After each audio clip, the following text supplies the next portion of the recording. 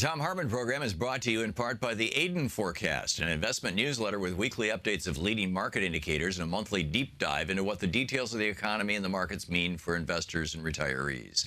On the web at aidenmarkets.com. Wines have some of the highest pesticide levels in our food chain. This hour brought to you by ecowine.com. Pesticide-free wines, organic wines, imported from France by the organic wine company, ecowine.com. The Thom Hartmann Program is brought to you in part by Super Beets. Super Beets are sourced from non-GMO beets, and they're packed with dietary nitrates, helping to produce nitric oxide for more energy, stamina, and support for healthy blood pressure levels naturally. For more information, call 800-223-8242 or visit freespeechbeets.com.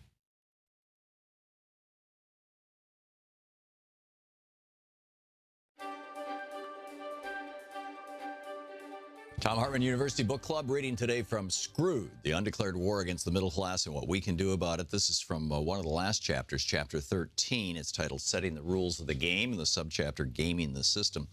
If government can create conditions that cause a middle class to emerge by implementing fair rules for business, progressive taxation, free public education, the opposite is also true. Government can create a corporatocracy by deregulating business, by cutting taxes on extreme wealth, and by privatizing as much of the commons as possible. Conservatives call this starving the beast. Here's how you starve the beast. You put through tax cuts for the rich, which cuts back the revenues of the federal government to the point that if you got rid of all the social programs, you'd have a balanced budget. No more Social Security, no more spending for education, no more spending for Medicare and Medicaid. Let the government simply keep the armies, prisons, and police. Let's shrink government. That's their philosophy. When you cut all those social programs, you lose the middle class, and in its place, create a very small, wealthy elite and a large underclass of starvation wage workers. You lose democracy and instead create corporatocracy. You change the rules of the game. We, the people, lose, and the feudal lords win. Cons have been winning this particular game of starve the beast since Reagan first started seriously playing it in 1981. They've done it in large part by lying to the American people. And they've had to do that because if they told the truth, the majority of Americans would throw them out of office. This is, after all, still a democracy. If the majority of us agree to get rid of Social Security so that only the wealthy can have retirement benefits and the old are left to fend for themselves, so be it.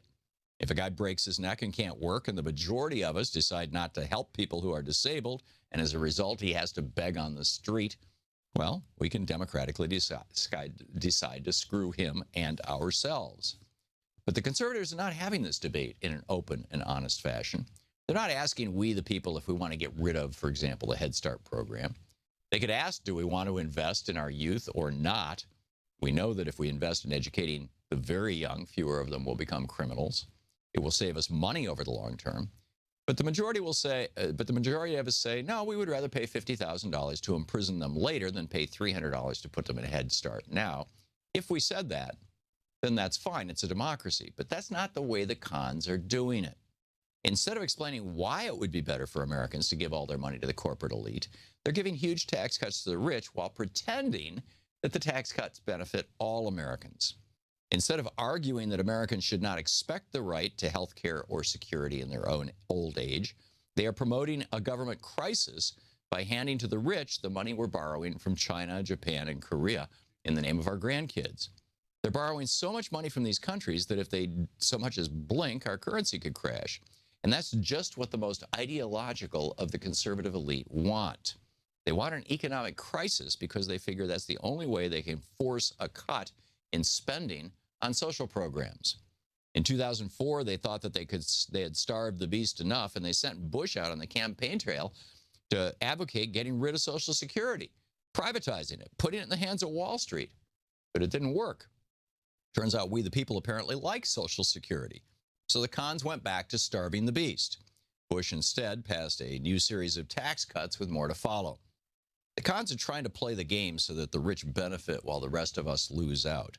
They get tax cuts, we get program cuts. That's not a free market.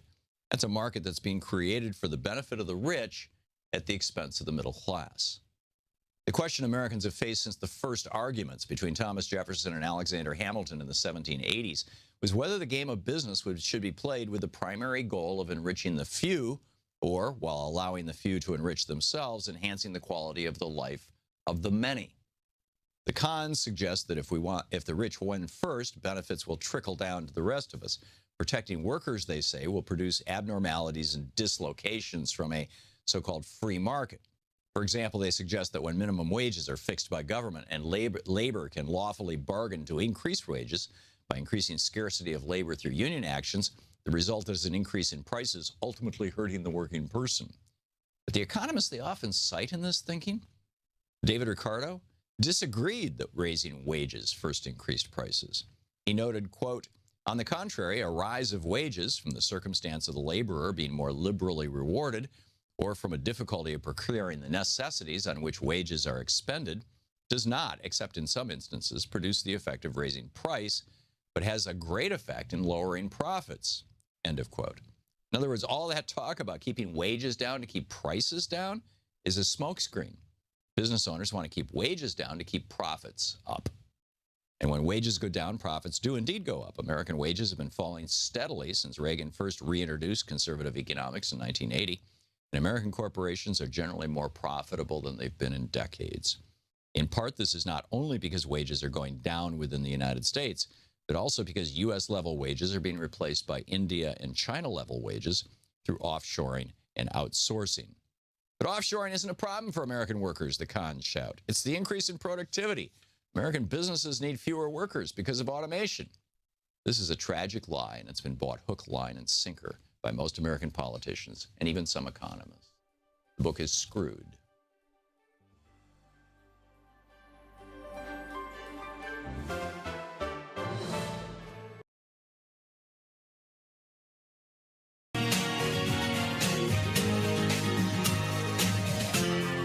This is the Thom Hartmann Program. And greetings, my friends, patriots, lovers of democracy, truth, and justice, believers in peace, freedom, and the American way. Thom Hartmann here with you. Well, coming up on our program today, Trump's stress is now epidemic. How do you handle it? We'll talk about that, and I'll tell you how I'm handling it. The legacy of Malcolm X. Today is the anniversary of his assassination. We'll get into that in our second hour. Are Christians the tipping point for single payer? We're going to get into that. And has the Republican Party released a plan to put God back in the public school, not back in, into the public schools? I mean, the closest to back in would be reviving school prayer, but they want to go a lot farther than that. So we'll get into all these things and more, and your calls. And also the DHS this morning. Just to start with my stack here, the DHS has issued a new, what would you call it? Guidelines on the rules, or an update on what's going to be the next presidential address or the presidential signing statement or whatever. The Department of Homeland Security today released this from Ron Nixon and Michael Shearer, the New York Times. Released a set of documents translating President Trump's executive orders on immigration and border security into policy. Very interesting. Now, this is not the this is not the Muslim ban stuff. We're still waiting to hear about that, or at least the details on that. But this has to do with undocumented immigrants in this country. Most of them from Mexico, but, people literally from probably every country in the world, or most of them. And it used to be that, under the Obama administration, this is again quoting from the New York Times, undocumented immigrants convicted of serious crimes were a priority for removal. So the Trump administration has changed that definition. And this is where it gets amazing. I mean, because in order to work, people, make up Social Security numbers and things like that for their employers. And it's just, many of the people working in this country right now have had to lie on one form or another, somewhere, somehow, in order to work. And some families, undocumented families, are sending their kids to public schools, which is arguably a public benefit. And some, if they fall in hard times or if they lose their jobs, actually file for things like unemployment benefits or food stamps. So it used to be under Obama that if an undocumented immigrant was in this country and convicted of a serious crime, rape, robbery, murder, that kind of thing, then they get kicked out. But now, INS, or what is now ICE, agents have been directed to remove anyone convicted of any criminal offense. And that includes, Nixon and Scheer write in the New York Times, people convicted of fraud in any official matter before a government agency. Now, and people who, quote, have abused any program related to receipt of public benefits. In other words, you send your kids to public schools, you get deported, right? And they're calling for what they call expedited removals. Under Obama, expedited removal basically means we catch you and boom, we take you back to wherever you came from and drop you off. And under Obama, this was only done if you had only been in the country 2 weeks or less and you were caught within 100 miles of the border. Now it includes anybody who has been in the country up to 2 years and can be anywhere in the United States. And in addition to that, how do you document you've been here longer than 2 years? And if your documents contain anything that is, like let's say you document that you've been in the country more than 2 years by showing that your kid went to public school, you have now, defrauded the government, and boom, off you go. They note in this Times piece today, the change in enforcement priorities will require a considerable increase in resources. And so they're going to hire 10,000 new immigration and custom agents. Well, okay, lower the unemployment rate, I guess. Expanding the number of detention facilities, more money for the private prisons, and creating an office inside ICE, Immigration, Custom and Enforcement, to help families of those killed by undocumented immigrants, which is, one of Donald Trump's favorite things to whip up the base. They're also reviving a program that recruits local police officers and sheriff deputies, basically turning them into immigration agents. And they're revising the 287G program, which was scaled back under Obama. Nothing in the directives would change, however, DACA, the Deferred Action for Childhood Arrivals. In other words, the Dreamers. So that's the one small bit of good news. And I think that was just like, that's a bridge too far. Now, meanwhile, Sarah Lazare, writing over at Alternet, psychologists say stress caused by Trump administration poses threat to public health. 2/3 of people in the United States say that concern over the future of our country is a very or somewhat significant source of stress, according to the American Psychological Association. A friend of ours, Louise's and mine, the other day made the comment to us that she had never really paid all that much attention to politics, but given what's going on right now with Donald Trump, she's starting to pay a lot of attention to politics. And it's kind of freaking her out. This seems to be an epidemic. 7 in 10 black respondents, 56% of Latino respondents, 42% of white respondents said basically they are very or somewhat significantly stressed by the Trump presidency. Millennials are bearing the greatest burden. 58% of millennials report the outcome of the election as a key source of stress, according to Sarah Lazare. And then she goes on to document these high levels of stress appear to be harming public health. Quote, the percentage of people reporting at least one health symptom because of stress rose from 71 to 80% over just 5 months. Roughly a third of respondents reported headaches, feeling of overwhelm, anxiety, depression, or sadness. So are you stressed out by the Trump administration and the Republicans being back in control of everything? I know I am. And the way that I've been dealing with it is by doing this show, frankly. I have an outlet. The thing that causes the greatest stress, the thing that produces the most noticeable fight or flight response, the thing that is most likely to produce anger or even rage, is a feeling of powerlessness. And my sense is that a lot of people are responding to that feeling of powerlessness by essentially doing what I'm doing. I mean, not starting a talk radio show, but processing this with friends, family, whoever will listen, and doing something. We see this explosion across the country. This group, indivisibleguide.com, ourrevolution.com, MoveOn. I mean, there's a bunch of MoveOn.org. There's a bunch of groups out there. PDAmerica.org, Progressive Democrats of America. There's a bunch of groups out there that are mobilizing people to protest and mobilizing people to show up for town halls, particularly Republican town halls. But, we want to show up for Democratic town halls as well and let our elected officials, know what we're saying or what we're thinking and all that kind of thing. And so, I've found the best therapy for, I haven't had nightmares in years. And I got an email from one of my kids the other day saying, I'm having kind of scary dreams about the Trump presidency.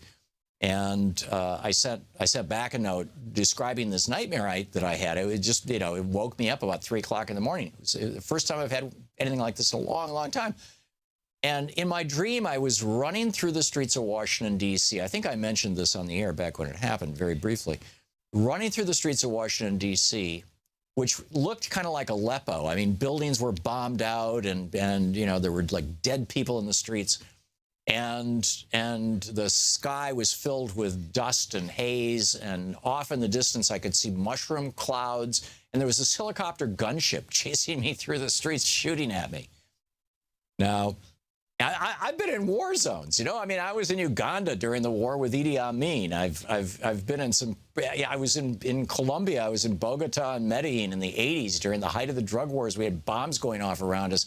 One of the people working with us was kidnapped. When I was working with Solemn in Germany, 2 of our people actually went into Lebanon. I was supposed to go on that trip and ended up not going. Got kidnapped. In fact, they were the last 2 American prisoners released from Lebanon back in the late 80s. Thomas Kempfer and Heinrich Strubik were their names. Wonderful guys, but just, devastated by the experience of being prisoners. So I've been through stress, and I've never had these kind of nightmares, or this kind. I mean, maybe it was just a one-off. Who knows? But the way that I handle this stress is, I talked the other day about mindfulness meditation, just stopping every now and then to notice what you're noticing, notice what you're thinking. Oh, look at that thought. There's a whole spectrum of stuff around what's called pranayama yoga, which is breathing exercises. The easiest one, there was a piece in the New York Times about this, in fact, a couple of weeks ago, which I thought was really good. I shared it with a bunch of people. That where you breathe, you kind of hold your ribs immobile, and you breathe with your stomach exclusively. And you breathe in for a count of 7, hold your breath for a second, and then breathe out for a count of 7 and leave it out for a second. And it's just controlled breathing. And you just sit there and do that, counting 1, 2, 3, 4, 5, 6, 7, 1, 2, 3, 4, 5, 6, 7, or 6, or whatever number feels comfortable for you. We all have different lung capacities and different speeds of counting. And what you'll find is after 3 or 4 or 5 breaths, your mind will start to wander, and then you forget that you were, and then that reminds you to go back and count your breaths again, or go back to regulating your breathing, which is a form of meditating. It's like mantra meditation, and it focuses you, it brings you into the moment. It's also a great way to put yourself to sleep, because it focuses your attention. It breaks the rumination cycle. So if you're experiencing stress like this, there's a couple of ideas, but anyhow, what are you doing? And we've got a great crazy alert for a little later on in the program as well. So a lot going on in our program today. We'll be taking your calls as well. There's a great piece that Dean Baker wrote over at truthout.org. More Republican handouts to the rich. I want to share that with you in just a minute. This is the Thom Hartmann Program. We'll be back with more Republican handouts to the rich and your calls after this.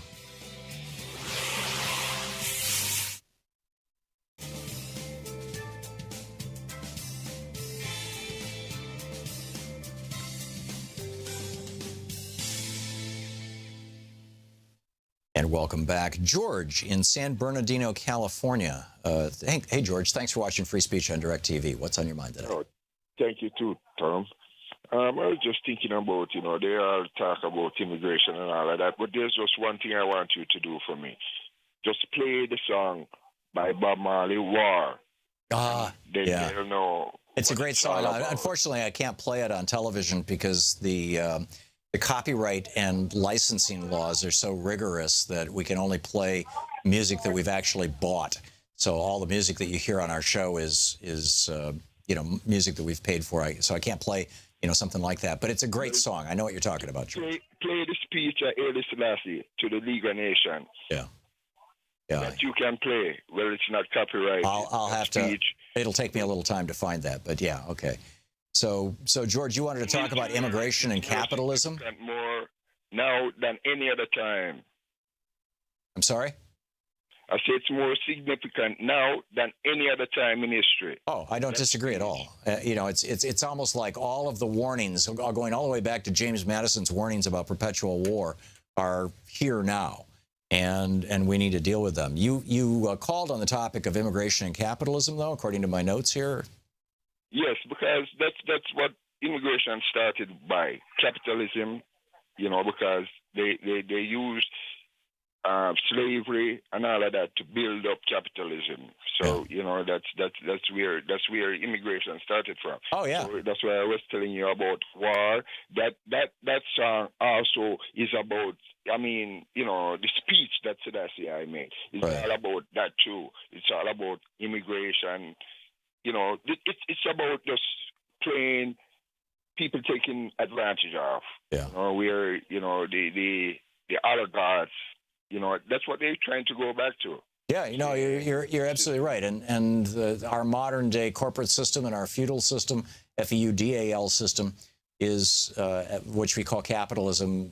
Grew out of slavery. It depended on slavery. Slavery was, what built America both financially and physically in the 18th and early 19th centuries, and it has morphed into a form of peonage, a form of bound serfdom. I'm with you, George. Thanks for the call. Well said. Omar in Herndon, Virginia. Hey, Omar, what's up?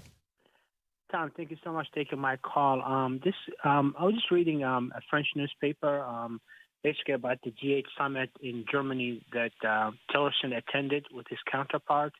And he had no clue about some of the issues that they were on the agenda. This perfect example why he should never be even confirmed.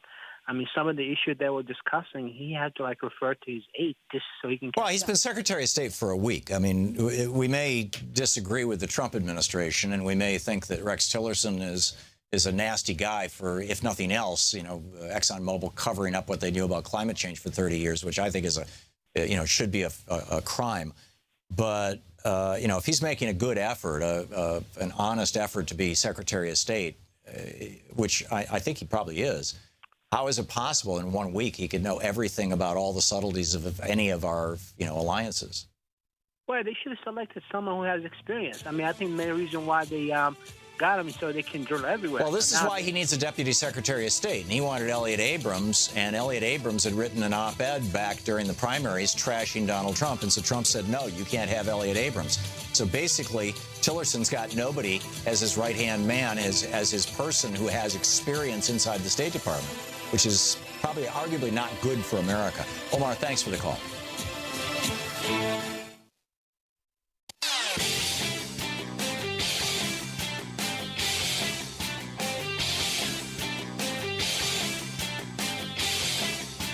Hey, are you hiring? Do you know what? Results have generated fear, sadness, and despair. In the days and months ahead, our democracy may face a crisis of historic proportions. But there is good news. There is good news. There is good news. Thousands of people are stepping forward in solidarity, resistance, and resolve.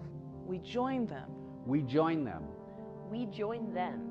In standing with the most vulnerable communities among us. Those most likely to be targeted by new restrictions and policies. We will tell their stories here. Here on Free Speech TV. We will lift their voices here on Free Speech TV. In the difficult times ahead, know that we will be with you 24 hours a day. Every day. You are not alone. You are not alone. You are not alone. There are millions of us. raising our voices and hearts together as one. We've got your back. We got your back. Free Speech TV's got your back. The revolution is in progress. Welcome back. Thom Hartmann here with you. More Republican handouts to the rich. I just have we got about 2 minutes here until the break? Yeah, about 2 minutes. Let me share this with you real quickly, and then after the break, we'll pick up your phone calls and get into all this and, how are you dealing with Trump stress and everything else. Dean Baker, who's an economist and a very smart man, and I believe he's the co-founder of CEPR, the Center for Economic and Policy Research. I'm pretty sure it's one of the two big economic think tanks. I think it's CEPR. He writes over at truthout.org. Site, yeah, it's CEPR. Thank you, Troy. Oh, yeah, here it is, CEPR.net. I'm sorry, I said .org. It's .net. He writes, we all know how hard it is to be rich. After all, it takes a lot of money to keep up multiple homes, pay for first-class air travel, expensive cars, and the like. For this reason, most people would naturally support a Republican plan to make workers pay higher fees on their retirement accounts so that the Wall Street crew is better able to maintain their standard of living, right? Don't we all want to support the banksters? Unfortunately, Dean Baker writes, this is not a joke. This is all about 401ks, retirement plans, and the fees that are charged on these things. He says the average fee is close to 1% of the money saved, with many charging fees of 1.5% or higher. Suppose you have an average $100,000 in your 401k, which is, by the way, a lot more than the U.S. average, which is, I think 26,000 is the U.S. average. But let's say you got $100,000 in your account for 20 years, just to use round numbers. He says you might have handed over $30,000 out of that $100,000 to a bank, brokerage house, or insurance company for basically nothing. Feel good now? So now Illinois and California, they're trying to open up their public system, their public retirement plans to private sector workers so that people don't have to pay these outrageous fees. So you don't have to, $30,000 of your $100,000 nest egg doesn't go to the banksters over the course of 20 years.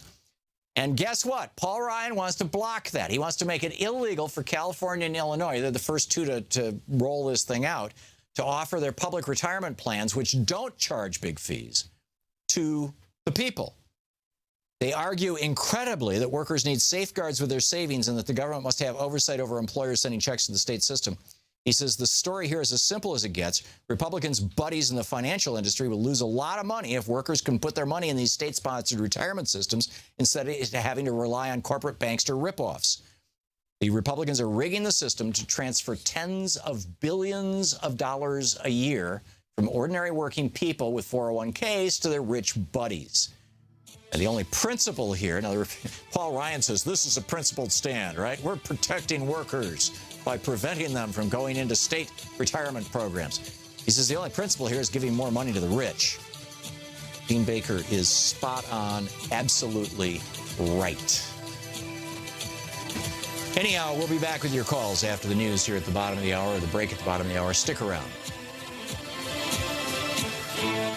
You're listening to the Thom Hartmann Program. Call 202-808-9925. Back with more of the news of the day, your calls, and boy, what a lot going on today. Stick around. We'll be right back.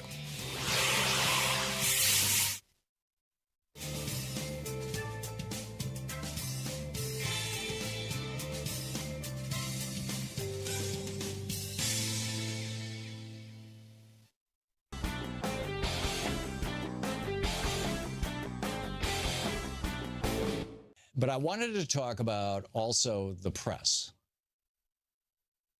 And here's where it gets really interesting.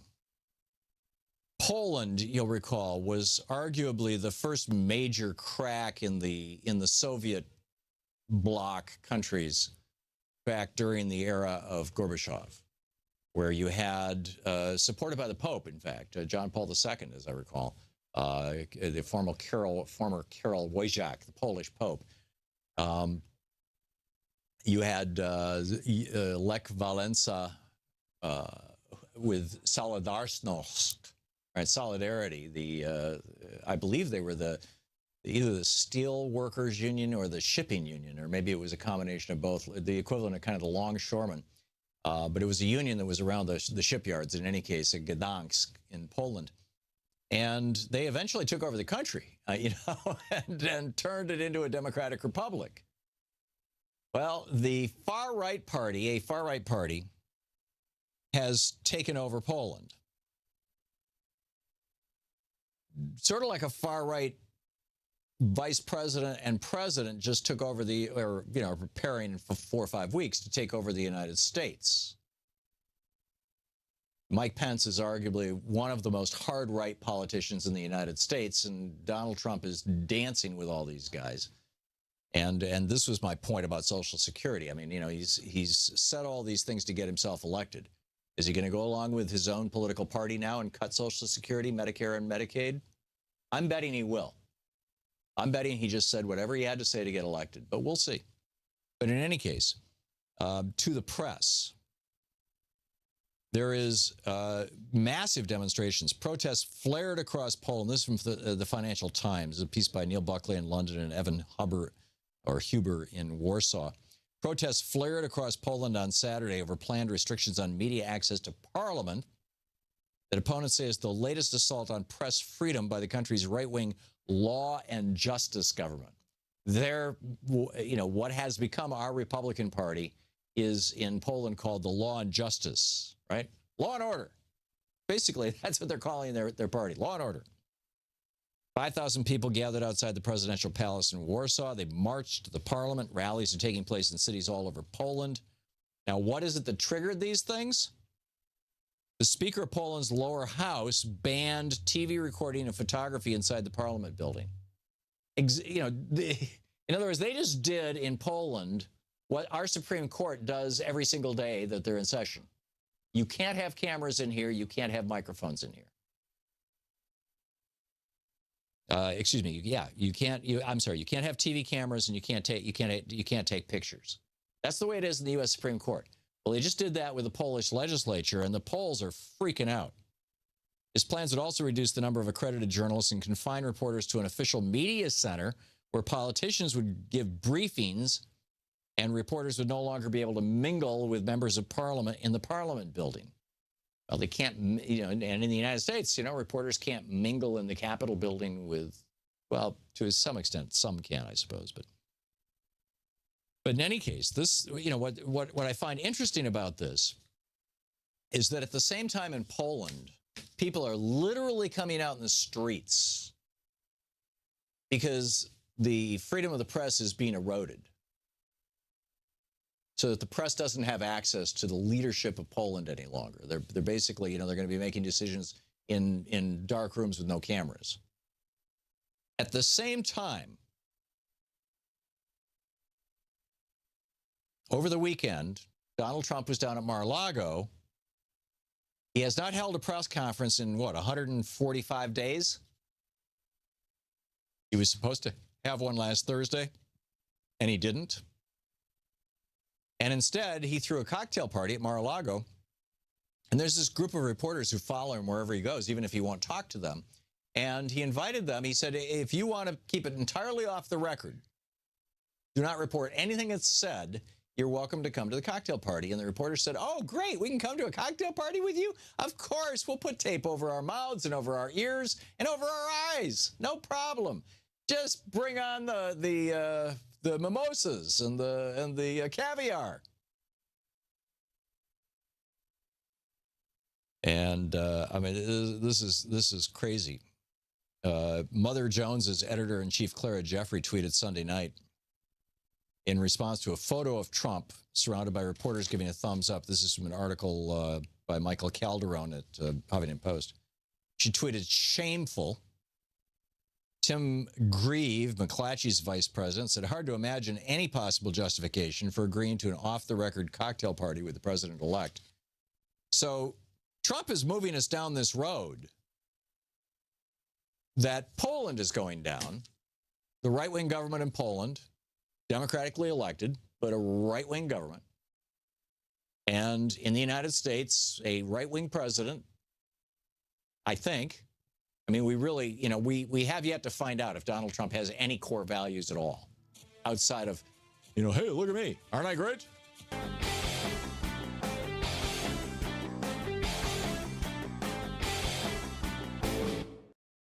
Hey, want to hear that clip again? Subscribe to the Thom Hartmann Program on YouTube to see all your favorite show highlights. All the important stories we cover and the issues we care about are at HartmanReport.com. Members of our community can comment and join the conversation. Welcome back. Thom Hartmann here with you. And Jennifer at Parker, Colorado. Hey, Jennifer, thanks for calling. What's on your mind today? Well, good morning. Thanks for taking my call. I'm really pleased that you're discussing the stress that people are undergoing with watching the Trump administration, what a mess it is. And I wanted to let you know that I have taken your advice, getting involved. I started going to a Drinking Liberally about a month ago. Right after that was the Douglas County Democrats meeting where I was in absentia voted into the Central Committee for the state. Oh, good on you. Tonight I'm going to be I think I'm going to be at PCP for my local precinct. Right. So it's kind of happened really quickly, and getting involved creates kind of its own stress, but maybe it will help. Yeah, I noticed over on Twitter, Leah Godin says Thom Hartmann is now talking about TAD, T-A-D, Trump Anxiety Disorder, which is great. Yeah. But I can see the headline now, Jennifer, over at Drudge. It's going to be, Caller to Hartmann Show, took your advice and started drinking. No, I was doing that long before. But now I don't do it. But Drinking Liberally is a great group, even if you don't drink. I mean, it started a new one, and in less than a week, we have 65 members. We'll have our first meeting next week. Wow, that's incredible. I know, it's crazy. That's incredible. So people. There's a lot of anxiety and a lot of fear out there. Yeah. I think this is an ideal time for us to tap into it and try to give people a place to go. I agree. And you know, Bernie used to say all the time, despair is not an option. And I borrowed that phrase from him and I've used it for years. And it really isn't. I mean, it's like the mantra of my life, you know. It's just, you know, despair is not an option. We have to get active. And you know, one of the fundamental tenets, one of the fundamental teachings of most good psychology, you know, certainly cognitive behavioral therapy, is that the best way to work out anxiety and issues like anxiety is by doing something, is by getting active. You convert the emotion into energy and it dissipates the emotion, or even transforms it, turns it from fear into hope, for example. So, Jennifer, good on you. And I thank you very much for the call, and thanks for sharing your story with us. And congratulations on getting inside the machine and doing something about it. That's wonderful. Noel in Riverside, California. Hey, Noel, what's on your mind? Oh, I wanted to talk about the relieving stress that works for me every day and every night. First of all, one sentence I think I always remind myself of that came with me after the inauguration was, God is in control. Mm-hmm. You know, whatever happens, God is in control. And I ran across this little message on the Bible Hub. It says, the most frequent command or teaching in the New Testament given by Jesus was not to be holy or to love one another, but not to worry, to have no fear, or not to be anxious. So that's coming from, you know, what I believe is a creator. And when you put that in perspective, and every night I go to bed, I turn on this kind of like a audio book. It's My Vision of Heaven by Rebecca Ruder Springer, and it puts me to sleep every night, and I have sweet dreams. It's her vision of heaven. It's 3 hours. Yeah. So every night I turn it on, and before I know it, I'm asleep. That's great. That's great. You know, the old kind of let go, let God. I mean, Jesus, I think it was the Sermon on the Mount where he said, you know, look at the birds of the air. They neither spin nor toil, you know, but they have... and now I'm forgetting, but they have marvelous lives. He says, how many of you, you know, by worrying, basically, can think you can add even a single minute to your life? You can't. We're not supposed to be in fear or to worry at all. We're supposed to trust in God. It's like a lack of faith in God when we do worry, it says. So, or just faith in, you know, if you're not inclined to be religious, just faith that things work out, faith in the essential humanity of people, faith that if, you know, eventually the good always prevails. And I realize that there are, you know, it's kind of hard to think that way if you're living in Aleppo or if you're living, you know, in places that are war zones and things. But eventually it does. I mean, we went through a god-awful civil war here in the United States, and, you know, we made it out the other side. So, to do the best you can do, whatever your circumstances. There you go. I think is the test, no matter where you are. And I know that's easy to say here, but I always pray for my brothers and sisters in war-torn areas and whoever's being oppressed. So, whatever, just the best you can do or be is, I think, the way to go. But to know that God's in control, helps me get by every minute. Yeah. It's just surrendering to the power of the universe, as it were, however you may conceptualize it. Noel, thanks for the call. Great to hear from you. Kenny in Ashland, Ohio. Hey, Kenny, what's on your mind? Hi, Tom. Hey, I was just wanting to see what you thought. When Elian Gonzalez got deported during the Clinton administration. Right, the Cuban, the young boy from Cuba. Correct. How that impacted the Cuban vote against the Democrats for such a while there. I was wondering, with the current stuff happening, with Muslims being the number one religion in the world, how the Muslim ban is going to affect that vote in the future, and also the wall and deportation would affect the Latino vote. Yeah. I think it's fairly obvious, and ever since Khizr Khan stood up at the Democratic Convention and said to the hairy orange one, have you read a Constitution? I'm glad to share mine with you.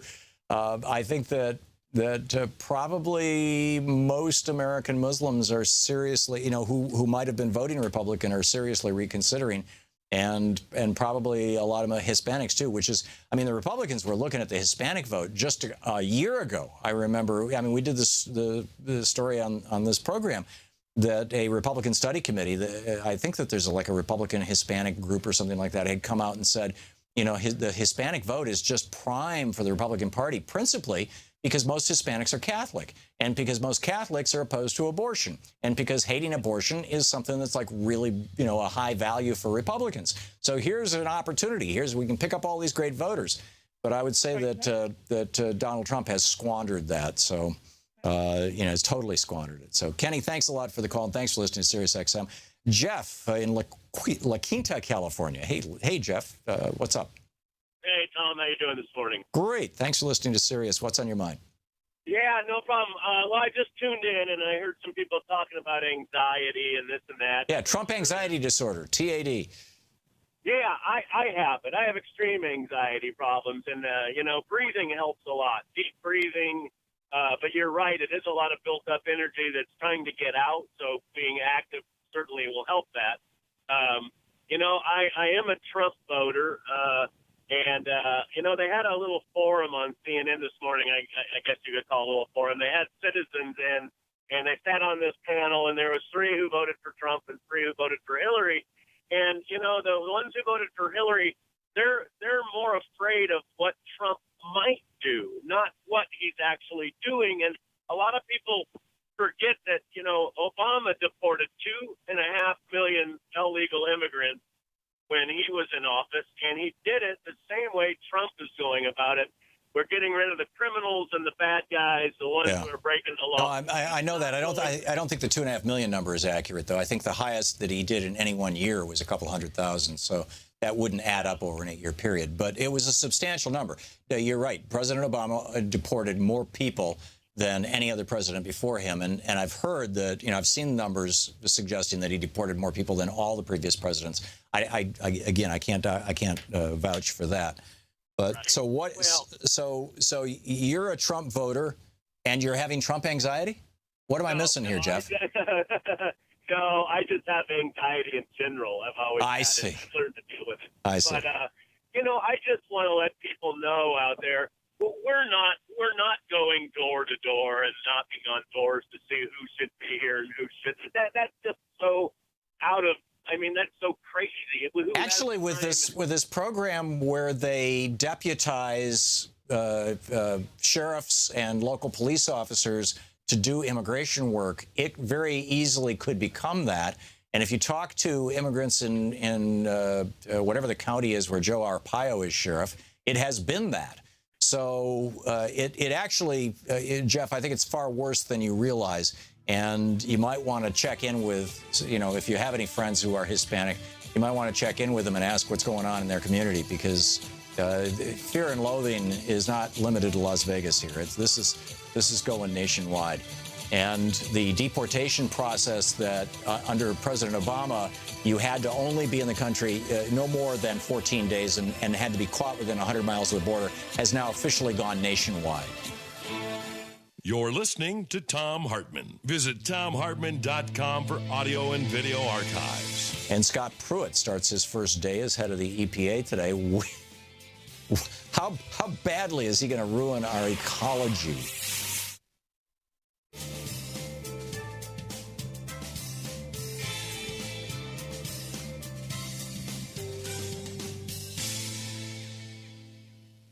And welcome back, Stephen in Beverly, New Jersey. Hey, Stephen, what's on your mind today? Hello, Tom. How are you today? I'm fine. What's up? Hey, great. I just want to let you know why I'm so excited about Donald Trump being president. Okay. Go for it. Oh, all right. Donald Trump being president has done one great thing to this country. It has motivated and inspired progressives, liberals, Democrats, organizations like Justice Democrats, and many others to get motivated and active 2017, 2018, 2020. Yeah, you're absolutely right. And but see, we all thought that was the upside of the Bush administration too. I mean, there are more than 50 federal judgeships that have been basically including one on the Supreme Court, that have been basically stolen from President Obama by Republicans in the Senate under the leadership of Mitch McConnell, refusing to even hold hearings for these people. Donald Trump is now set to put more people on the federal bench than any president since FDR.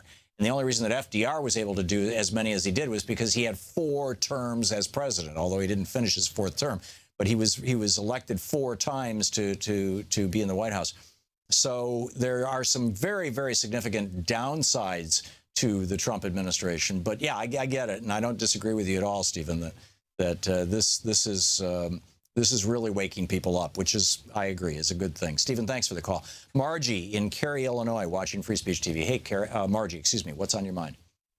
Hi, I was thinking about the Twin Towers when they came down. People couldn't take their eyes off of the TV for an entire week or a month. Right, and then we all developed PTSD around it. Attack was going to happen. And I suffer from CPTSD, which is a little different than PTSD in the fact that it is a complex post-traumatic stress syndrome, and it's a lifetime effect. I've been taking treatments for EMDR, which is rapid eye movement. I was just going to suggest that. And anybody can do this, and you don't need electronic light going across the screen to do it. Right. You can. It's like maybe the windshield wipers of your car looking back and forth, and you do this for a minute and a half or something like that, and it can get you off of the couch and change your perspective and get you out and get you motivated to do things. Yeah. Margie, I wrote a book about this called Walking Your Blues Away, and it's all about bilateral therapies, ranging from EMDR, which is, moving your eyes back and forth, following a pen or a finger or whatever, to literally walking, which is a bilateral motion, with left side, right side, left side, right side. And there are ways that you can even use just walking as a form of EMDR or a form of bilateral therapy. Actually, EMDR is a trademarked, specific thing that Francine Shapiro owns. So I wouldn't want to say that, it's what I'm recommending, but it's powerful stuff. It really does work. It's extremely powerful, and I mean, for people that are suffering from Trump syndrome, it could really help them to find the motivation to get up and get moving and get active, as you always preach. There you go. Margie, thank you. Thank you for another contribution to the discussion about Trump anxiety disorder. And thanks for watching Free Speech TV. We'll be right back.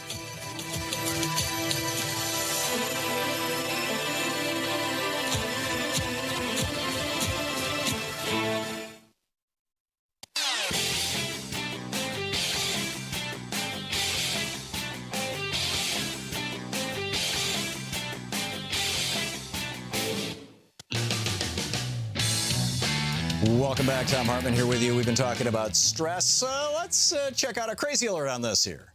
And now for something completely crazy. You so crazy. You're crazy. This is crazy. This is crazy. This is crazy. Okay. Oh, now you're just being crazy. This is amazing. The headline over by Nina Galgowski over at Huffington Post. Pause everything. PAWS. Iceland is running a Big Brother for kittens. Yeah, it's sort of like the Truman Show. You know, they've got this little house, and they've got all these kittens in it in an industrial park, and they were found in an industrial park in Reykjavik with their mother, and they're using them to promote pet adoption. But there's actually a website that you can go look at. They call them the Kardashians, as in Kardashian, you know, Kardashians. Yeah, the Kardashians. Anyhow, it's an Iceland magazine, and the cats are named Gunnar, Stuber, Britt, and Ronna, and it's a continuous kitty cam. So I suppose, you know, it's a de-stressor. We had a caller a few minutes ago who was talking about EMDR. I wrote a book about these kinds of therapies, bilateral therapies. It's called Walking Your Blues Away, about using a variety of, and how Sigmund Freud discovered this, and how Franz Anton Mesmer discovered this back in the 1700s. Then Freud rediscovered it in the 1890s. And one of these days, I'm going to have to do the whole riff on Walking Your Blues Away and how we got there. You know, how I found the information that I used to write that book. I think it's probably the most important book I've ever written. And it's entirely on how to deal with trauma. Tom in Portland, Oregon, listening on X-Ray FM. Hey, Tom, what's on your mind? Hi, Tom, long-time listener. Thank you. Hey, I've got maybe an oddball point to make on the. I also have I call it TATS, Trump administration Tourette syndrome. Okay. But I'll be careful because we're all right. But anyway, this let go and let God thing. I don't want to come down hard on the religious or anything, but I really feel increasingly like this has been part of the problem. And I'll try to be real quick. I've had like debates with decades with people, partisan politics, about allowing the executive branch to become too powerful. And I would always argue, aren't you afraid that somebody really evil is going to be president someday? And, they'll be able to drone anybody and put anybody in Guantanamo. And more often than not, the average American, if you really sit down and you debate with them for an hour on this subject of why they allow this, many will tell you, no, America is God's favorite country. He won't allow us to have a president that is that dangerous. He won't allow America. Right, and there's a whole strain of right-wing Christianity that rationalizes Donald Trump by saying that God used sinners like, David's son, what was his name? King, what's his name? Who had, David for that matter. King David, and Saul was his, wasn't it? Yeah, Solomon was his. Thank you, Troy. It's and God uses sinners to accomplish His good. What I wanted to just it's not my thing, Tom. But democracy is our job. It's not. Yes. It's not God's job. If we're going to destroy the planet and kill humanity, waiting for God trusting that God won't let that happen because He loves the American flag. Right, while the Rex Tillersons of the world are pouring poison into our environment. Yeah. Well, love your show, Tom. And okay. Just was inspired to call. Okay, Tom, thank you very much for the call. It's great to hear from you. Mariel in Marietta, Georgia. Hey, Mariel, what's up? Hi, Tom. I sort of have a comment in the vein of the previous caller just now. As I hear people talk about how God is going to work in this administration and how, the same people who feel that they just need to let God take control and everything will be all right. Well, there are people who are staunch Trump supporters who think that God has put Trump in this position to save America. So it's really sort of odd in some ways to me when people seem to want to rely, and I could be wrong, but a lot of people that I do hear saying to just let God take control aren't actually getting out and doing anything. Yeah, I think though, Mariel, there's a difference. There's like two different dimensions to this, and one is the external and the other is the internal.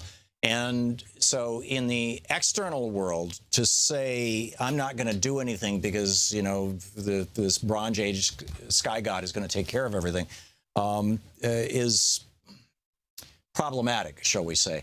But on the other hand, to go internal and say, I'm not going to let the anxiety of all this get to me. I'm still alive. The world is still here. Yes, we have problems. We have crises. There's things we have to do. But just like when we breathe in, we also have to breathe out. You know, when our heart pumps out blood, it has to relax and allow the blood to flow back into it. In a similar way, I mean, there's a in and out, a breath pattern to the way that we need to conduct our lives.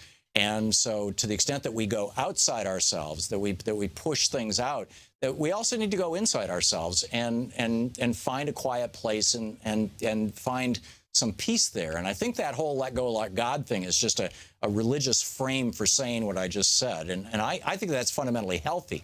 And for me personally, and I you know, pray and meditate pretty much every day, this is something that gives me the strength to do things like this show. It's the in-breath. It's the relaxation of my heart. It's the refill with blood. Does that make sense, Mariel? Well, and it makes sense to me. I'm a Christian, by the way. Mm-hmm. And so I do the same. It's just the people who feel that they don't have any control and that God is just, you know, that use our faith, whatever it is, to choose to not do anything because it's all left up to God in the end anyway. Yeah, using it as an excuse for... that I'm concerned about. Yeah, using it as an excuse for inaction. I completely agree. Mariel, thanks for the call, and thanks for listening to Sirius XM. Ed in Klamath Falls, Oregon. Hey, Ed, what's up? Hi, Tom. Hey, Ed. Back in 2008, I kind of saw this coming. I told you I was changing my registration to a Republican, and I did that, and started subscribing to Reason magazine. Got me a subscription to National Review, and I'm thinking about subscribing to Biblical Archaeology Review. That way, when the government looks at my profile, they say, "Oh, he's one of us. Leave him alone." Well, Biblical Archaeology Review is actually an amazing magazine. That used to be one of my dad's favorite magazines. You know, he gave me subscriptions for a couple of years toward the end of his life, and it's a serious archaeology publication. I mean, it's fascinating stuff pops up in there. It's not an ideological publication, or at least it wasn't when my dad was alive. You know, this is well over a decade ago. But yeah, so Ed, you're trying to fly under the radar by pretending you're a Republican. Is that the deal? Well, I think that's the best way to go. Otherwise, you're going to wind up in a concentration camp somewhere. I doubt that. Although I'm not, you know, I say that with the privilege of being, you know, born an American citizen and having very light skin. There are a lot of people in this country who, people of color in particular, and of course people of Hispanic ancestry who may feel the way you do, Ed, that, you know, the concentration camp is coming, and the reality is that they're there, and Donald Trump is, you know, the DHS has just interpreted his executive order to say, okay, we're going to build more of these camps. It's a grim time in this country. Ed, thanks for the call. We'll be back. You're listening to Thom Hartmann.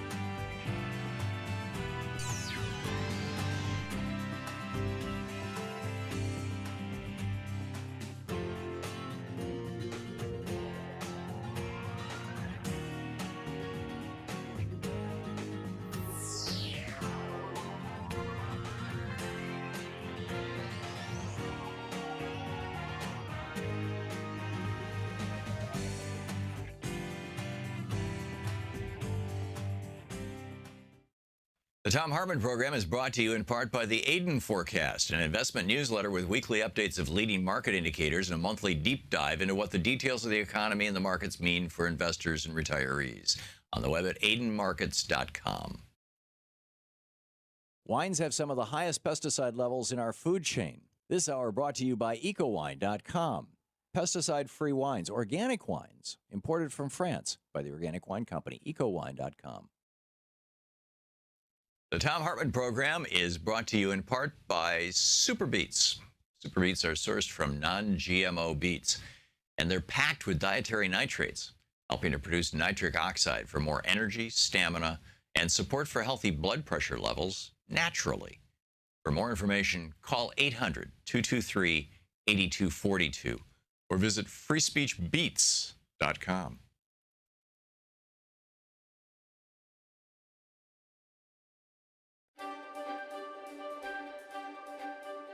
And welcome to Thom Hartmann University Book Club. And today we're reading from Unequal Protection, How Corporations Became People and How You Can Fight Back. This is Chapter 11. It's titled Corporate Control of Politics, page 170. During the bruising primary election season of 2008, a right-wing group put together a 90-minute hit job on Hillary Clinton and wanted to run it on TV stations in strategic states. Federal Election Commission ruled that the advertisements for the documentary were actually campaign ads and thus fell under the restrictions on campaign spending of the McCain-Feingold Act and thus stopped them from airing. Corporate contributions to campaigns have been repeatedly banned and in various ways since 1907, when Republican President Teddy Roosevelt pushed through the Tillman Act. Citizens United, the right-wing group, sued to the Supreme Court with right-wing hitman and former Reagan Solicitor General Ted Olson, the man who argued Bush's side of Bush v. Gore, as their lead lawyer. This new case, Citizens United versus Federal Election Commission, presented the best opportunity for the Roberts Court to use its 5-vote majority to completely rewrite the face of American politics, rolling us back to the pre-1907 era of the robber barons. And if there was one man to do it, it was John Roberts. Although he was handsome with a nice smile and photogenic young children, Roberts was no friend to average working Americans. If anything, he was the most radical judicial activist appointed to the court in more than a century. He'd worked most of his life in the interest of the rich and powerful and was chomping at the bit for a chance to turn more of America over to his friends. As Jeffrey Toobin wrote in The New Yorker, quote, "In every major case since he became the nation's 17th Chief Justice, Roberts has sided with the prosecution over the defendant, the state over the condemned, the executive branch over the legislative, and the corporate defendant over the individual plaintiff. Even more than Scalia, who has embodied judicial conservatism during a generation of service on the Supreme Court, Roberts has served the interests and reflected the values of the contemporary Republican Party." End of quote. And the fastest way the modern Republican Party could recover its power over the next decade was to immediately clear away all impediments to unrestrained corporate participation in electoral politics. If a corporation likes a politician, it can ensure that he is elected every time. If it becomes upset with a politician, it can carpet bomb her district and with a few $1 million worth of ads and politically destroy her. In the Citizens United case, the Roberts court listened to arguments and took briefs and even discussed it among themselves as if they were going to make a decision. But instead of deciding the case on the relatively narrow grounds on which it had originally been argued, whether a single part of a single piece of legislation, in this case McCain-Feingold, was unconstitutional, the court asked for it to be re-argued in September 2009 and asked that the breadth of the arguments be expanded to re-examine the rationales for Congress to have any power to regulate so-called free speech by corporations. In this, they were going along with a request from Theodore B. Olson, who argued Bush v. Gore and would not just look at this narrow case, but go back nearly 20 years to re-examine and perhaps overturn their own ruling in the Austin v. Michigan Chamber of Commerce case, where the court held that it was constitutional for Congress to pass limits on corporate political activities, as well as its decision in 2003 to uphold McCain-Feingold as constitutional. The setup for this 2010 decision came in June of 2007 in the Federal Election Commission versus Wisconsin Right to Life case, in which the Robert courts ruled that the FCC could not prevent Wisconsin Right to Life from running ads just because it was a corporation. The idea of Congress passing laws that limited corporate free speech was clearly horrifying to both Roberts and Scalia. Scalia went after the 1990 Austin v. Michigan Chamber of Commerce case, in which the then Rehnquist court had ruled that the Michigan Chamber of Commerce was limited in its free speech in a political campaign because it was a corporation. Scalia complained this Austin was the only pre-McConnell case that this court had ever permitted the government to restrict political speech based on the corporate identity of the speaker. Austin upheld state restrictions on corporate independent expenditures, and God forbid the statute had been modeled after the federal statute that BCRA 203 amended. End of quote. The Austin case, Scalia concluded, with four others nodding, was a significant departure from ancient First Amendment principles. In my view, it was wrongly decided. Scalia was quoted at length from opinions in the Grosjean v. American Press 1936 case. In Scalia's words, quote, holding that corporations are guaranteed the freedom of speech and of press, safeguarded by the due process of law clause of the 14th Amendment. He also quoted the 1986 Pacific Gas and Electric Company versus Public Utility Commission of California case. The identity of the speaker is not decisive in determining whether speech is protected. Corporations and other associations, like individuals, contribute to the discussion, debate, and the dissemination of information and ideas that the First Amendment seeks to foster. The bottom line for Scalia was, quote, the principle that such advocacy is at the heart of the First Amendment's protection and is indispensable to decision-making in a democracy is no less true because the speech comes from a corporation rather than an individual. The book, Unequal Protection, How Corporations Became People and How You Can Fight Back.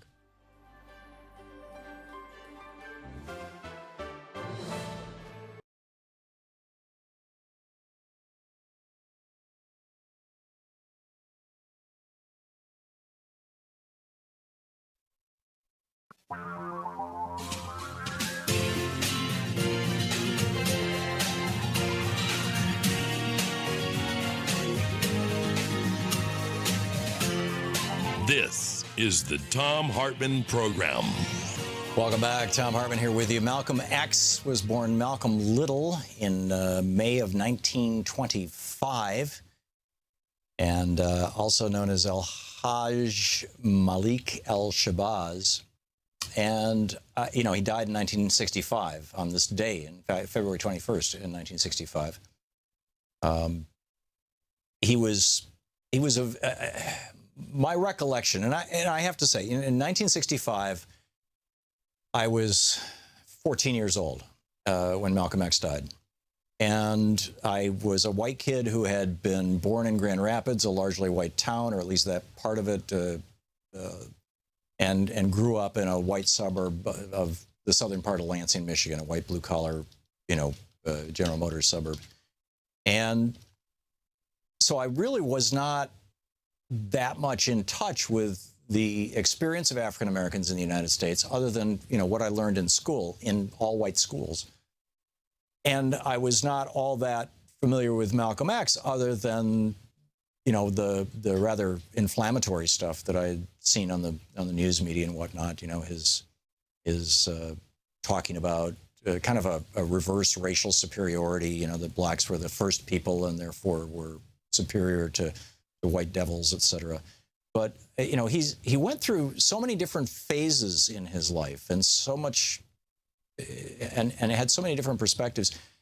He was a very consequential figure in the American Civil Rights Movement, although he had his fights with Martin Luther King. When he died, Martin Luther In actually sent a condolence note to his widow, as I recall. And it was when he was assassinated, it was by members of the Nation of Islam, as far as we know. I mean,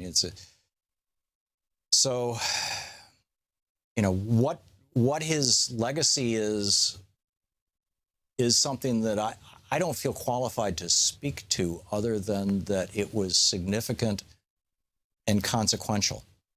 And I realize that at a certain level, it sounds almost like Donald Trump's talking about Frederick Douglass. But the fact of the matter is that, you know, that was my experience of him over that time. And you know, Harry Truman going after him as a communist. I mean, there's, which, you know, I don't think he was. But the challenge in the 60s was, at least as I could observe it, to the extent that I could at that age, was to give people who had had their respect stripped from them for hundreds of years, their respect, self-respect back.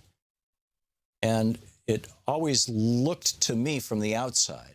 I've never been to a Nation of Islam, you know, meeting or had anything to do with it, frankly, but that was like really at the core of what he was talking about. So if your life was in any way affected by Malcolm X, I'd love to hear the stories, frankly, because I'm not the best guy to talk on this. And had we noticed that this anniversary was coming up today, you know, more than a few days earlier, probably could have booked somebody to talk about it. But I just didn't want the day to go by without honoring that, without mentioning that, even though I'm doing a very, very poor job of it. My apologies for that. Meanwhile, more Americans say that the federal government has the responsibility to ensure health care coverage than at any time since roughly 2000. And I would say that this was kind of the direction that the Clinton-Gore administration was going. And the Democrats started in 2000 actively talking about, you know, single-payer health care and you know, good health, you know, everybody in the country having health care. And we started noticing, you know, that 50, 60 million people in America were dying every year simply because they didn't have access to health care, because they didn't have health insurance. And this Gallup poll coming up to today showed that the support for government-funded health care was at 64% in 2000. It dropped into the 50s during the end of the Bush administration and through much of Obama's administration. And just in the last year has gone from 51% back up into the 60s. And it's interesting how this breaks out. More than 8 in 10 Democrats and Democratic-leaning independents, that's roughly 85%, say, and this, by the way, this is from a piece that was posted over at Naked Capitalism, titled Single Payer on the March. More than 8 in 10 Democrats and Democratic-leaning independents say the federal government should be responsible for health care coverage, compared with only 32% of Republicans and Republican-leaning voters. And one of the things that I thought was fascinating was the Christian case for single payer. Jesse Bohon, B-O-H-O-N, showed up at one of these town hall meetings, one of these Republican town hall meetings, and said, and actually, was it a Republican town hall meeting or was it on CNN? I'll have to dig through this and find where it was. Yeah, you know, he was at a Tennessee town hall. That's right. And, you know, for one of the Republican members of Congress. And he said, my name is Jesse Bohon. I'm in your district. It's, from my understanding, the ACA mandate requires everybody to have insurance because the healthy people pull up all the sick people, right? And as a Christian, my whole philosophy on life is to pull up the unfortunate. So the individual mandate, that's what it does. The healthy people pull up the sick. If we take those people and put them in high-risk insurance pools, they're costlier and there's less coverage for them. That's the way it's been in the past, and that's the way it'll be again. So we are effectively punishing our sickest people. And I want to know why not, instead of fix to what's wrong with Obamacare, make companies like Aetna that pulled out and lied to their customers about why they pulled out and said that they pulled out because Obamacare was too expensive, but they really pulled out because of a merger. And then he adds this sentence, which was excised, edited out by CNN, according to this piece at nakedcapitalism.com, and they've got a link to the CNN clip. He then said, why don't we expand Medicaid and have everybody have insurance?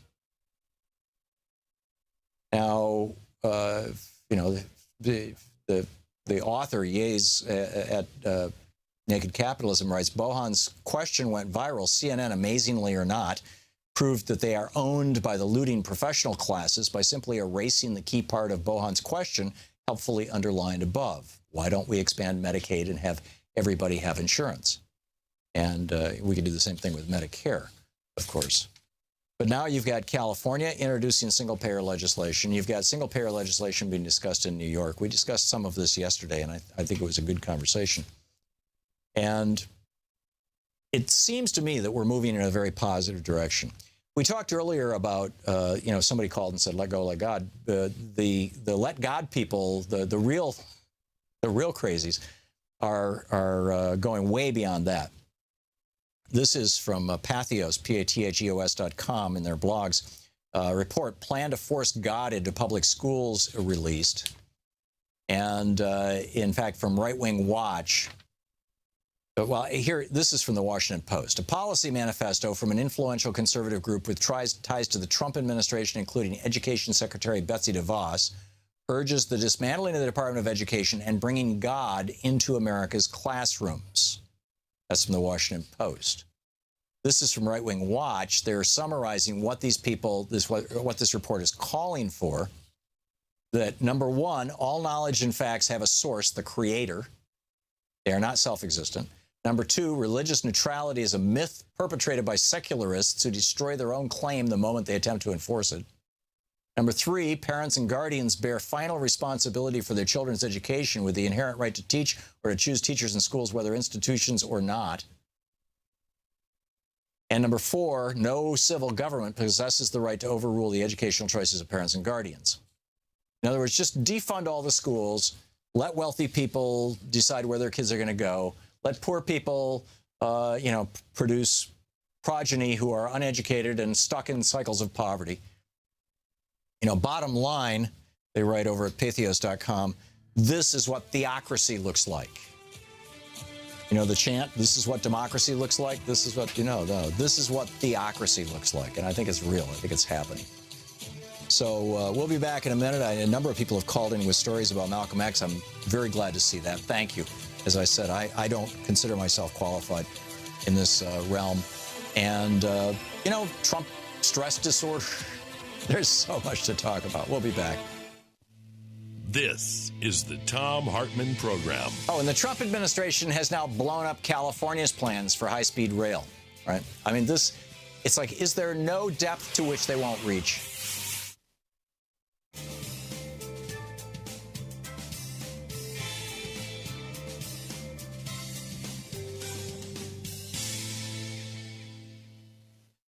And welcome back. Johnny in Lamarck, Texas, watching Free Speech TV on DirecTV. Hey, Johnny, what's on your mind today?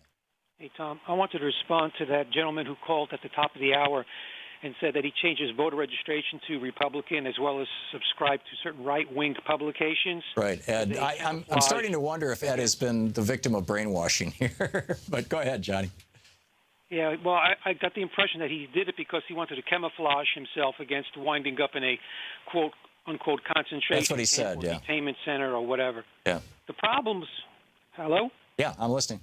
The problems with that is you're self-censoring yourself from participation in public rallies, because if you do that, they're going to identify you as a liberal anyway. You're financially supporting the other side when you should be spending your financial support towards our side. You're inflating the Repo Party's opinion of themselves, after which they will claim they have higher support than what they really have. Yeah. AKA false news. Right. I love your Repo Party. That's a good one. Yeah, I've always used Repo Party. I use it in speech and in writing because it's quicker, and also, as I told you once before, it goes back to like a repossessor, people who repossess property. Right. They're repo men, Repo Party, R-E-P-O. Yeah, and repo people are, lower on the public approval food chain than even, Republican members of Congress. So, yeah, it's a good one. I would say to him, be true to your school, basically. There you go. Okay. Thank you very much for the call, Johnny. Kenya in Laverne, California. Hey, Kenya, what's on your mind today? I'm doing good. I was calling, and I want to say, by the way, I used to listen to you on KTLK before it went conservative. Great. Thank you. But I was calling about I think that Trump can do a lot of damage in 4 years, even in 2 years. I think he's already done a lot of damage, frankly. Yeah, I think so, too, and I think there's a lot more that he can do, especially with regards to Obamacare, possibly dismantling that. They've already started. I think one of the most destructive things he's done is promulgate this myth about 3 million illegal voters. It just set up. I mean, 21 states now, since Trump said that, have started moving forward aggressively to dial back the number of days that people can vote, the kinds of ID that can be used to vote, basically to knock students, elderly people, people who no longer drive, people who haven't yet started driving, or people who live in cities, particularly poor people who live in cities who have no reason to drive because they don't own a car and they use public transportation, to prevent them from voting. And it's just criminal. Excuse me, Kenya. And people are falling for it. And so yeah. I think he's able to get away with that. But I'm just thinking, if we end up electing a Democratic House and Senate, if we end up with a Democratic president in 4 years, what will it take to, can it be reversed? Yes, it can. And keep in mind the 12 years prior to the FDR presidency were characterized by Republican control of the White House, of the Supreme Court, of the House, and of the Senate. It's virtually identical to today. And in 1929, income inequality as a percentage, in the ratios and things, was virtually identical to today. We are so repeating the 1920s, which is the essence of my book, The Crash of 2016. We are so repeating it. And, hang on to your hat, because, bad stuff is going to happen, but I believe good stuff will come out of it, hopefully. Kenya, thanks a lot for the call. It's great to hear from you, and thanks for watching Free Speech TV. We'll be right back.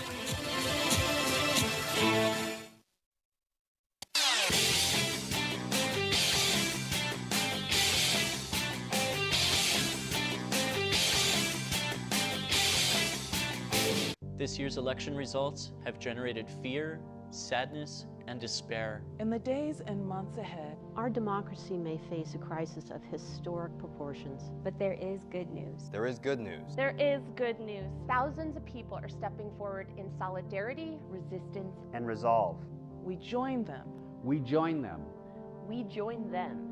In standing with the most vulnerable communities among us. Those most likely to be targeted by new restrictions and policies. We will tell their stories here. Here on Free Speech TV. We will lift their voices here on Free Speech TV. In the difficult times ahead, know that we will be with you 24 hours a day, every day. You are not alone. You are not alone. You are not alone. There are millions of us raising our voices and hearts together as one. We've got your back. We got your back. Free Speech TV's got your back. The revolution is in progress.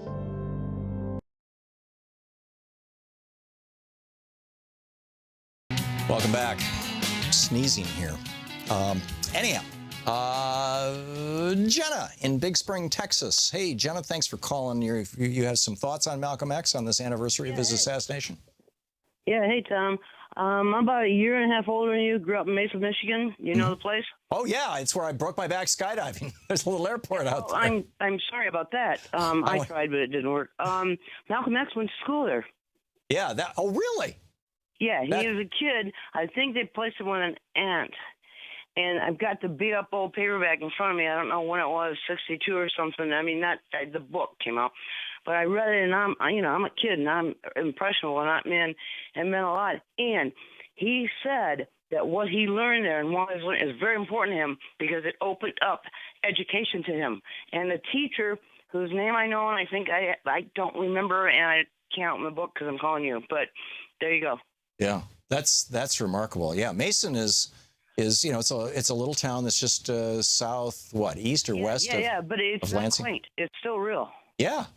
And in fact, that was I told this story on the air here in 2009. Louise and I went back to Michigan for Christmas in 2000. It would be the Christmas of 2008, and President Obama had just been elected. And one of my brothers is a big gun enthusiast, and when I go to Michigan to hang out with my brothers, we go shooting. Right, and so we went to this rifle range, this shooting range or pistol range in Mason. There's a big one there, and when we were done, before we started, we were trying to buy some bullets, and they were low on ammunition because they just got wiped out. Their ammunition got wiped out because of the election of Obama. And one of the guys working in the store and one of the guys standing at the counter were in this long rant about how, you know, that black guy, although they used a coarser term, you know, is now in the White House, and we got to get ready. You know, we being the good white people of Mason, I guess. And it was pretty grotesque, actually. I mean, and so that's what I know about Mason. Something like that. Next time you go there, go to Ware's Pharmacy. Yeah, I started working there at 13 years old. Where's drug and camera? Okay, Mason Machine and Malcolm X, and he meant a lot. It's really helped me out. That is great. Said, yeah, no. That is great. Jenna, thanks for that story. Thanks for sharing that. Judy in Urbana, Illinois, you have Malcolm X thoughts? Judy? Okay, I'm going to put Judy on hold. You've got to listen to your phone, not to your radio or TV. Todd in Chippewa Falls, Wisconsin. Hey, Todd. Hey, Tom. I guess I have no personal dealings with Malcolm X. Obviously, I'm only 45. But growing up and for some reason being a liberal-minded kid in a redneck area, I did reports in school on Malcolm X and Martin Luther King, and then a little bit of reading and a little bit of the movie. Yeah. Seeing that really made Malcolm X and Martin Luther King basically heroes to me, because with Malcolm X, it wasn't so much that he was, quote unquote, from the white people, an angry black guy, that he was someone who could see change and understand it and act upon it, that even if it was against a lot of the norms he grew up with. You know, he went on a trip to Mecca and he realized that, that white people weren't the enemy, that just certain people, certain individuals instead of the whole culture. So that was his awakening, as it were, or an awakening, I guess. From what I understand, it was an awakening with him that, he still had animosity towards white people, but it was tempered by the fact that he went to Mecca and found himself praying and eating and philosophizing between him and other white with a wide variety of races. Yeah, it was an eye opener for him, because he didn't think that growing up in the United States and being around the Nation of Islam, which was predominantly black, that he that was his only view until he saw the world view of it. So that's basically the way I've been trying to live my life. I don't really want to live in not necessarily the American dream, but basically a world view and take things as they come from a worldview perspective instead of just Chippewa Falls, Wisconsin. Yeah. And that's what he's done for me. So okay, Todd, thanks for sharing your reflections on Malcolm X. My sense has always been that, and Louise read his autobiography when she was young, when we were first dating, actually, and was very moved by it. A remarkable man. We'll be right back. You're listening to the Thom Hartmann Program. Call 202-808-9925. Back with your calls about the news of the day right after this.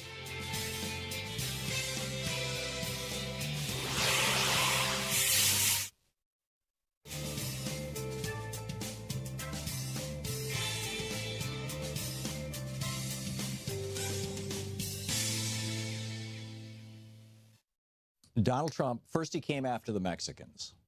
And most white Republican families don't have any Mexicans, so they didn't care. Then he came after the Muslims, and most white Republican families don't have any Muslims and don't even know any, so they didn't care. And then he went after gay people, and most white Republican families have gay people but don't know it.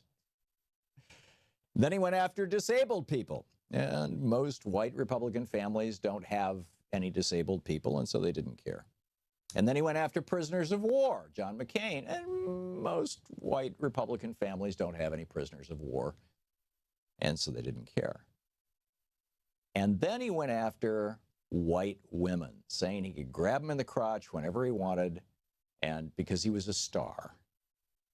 And all of a sudden, all these white Republicans all across the country said, oh my God, I've got a white wife, a white daughter, a white mother, and Donald Trump just went over the top.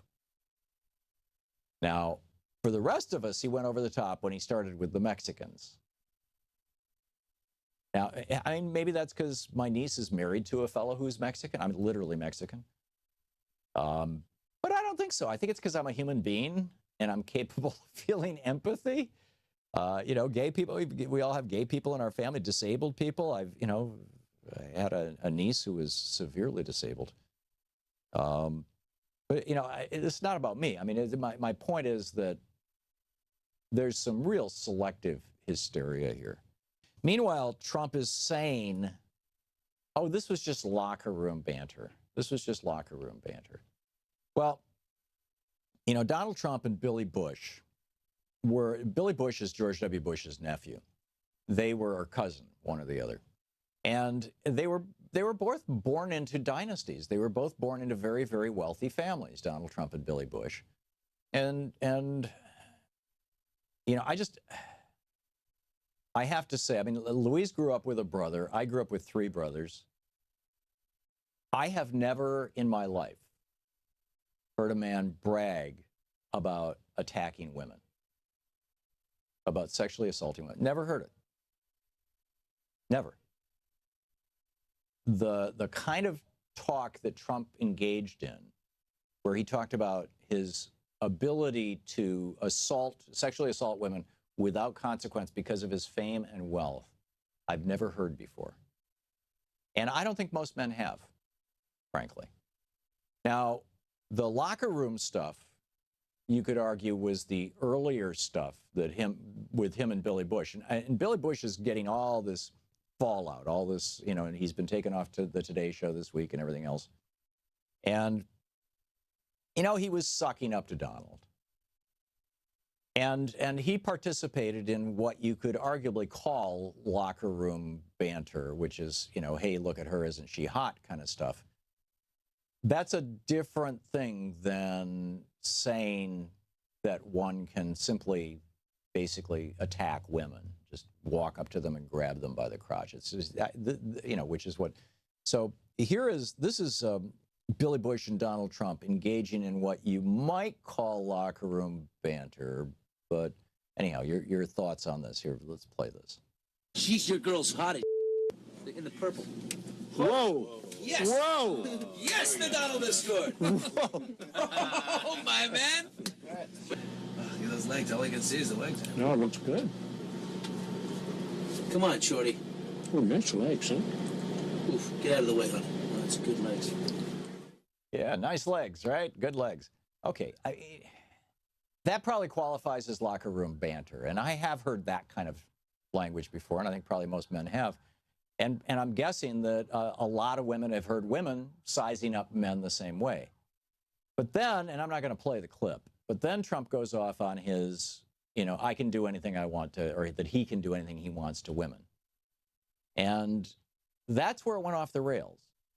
And that is not locker room banter. That is bragging about sexual assault. Now, last night he said he's never done that. A bunch of women had come forward and said that he did. His defense, here's women that Bill Clinton assaulted. Well, A, that's not proven, but whether it's true or not is irrelevant. Bill Clinton isn't running for president. In fact, Bill Clinton got impeached over something close to that kind of behavior. You know, paid the price for it.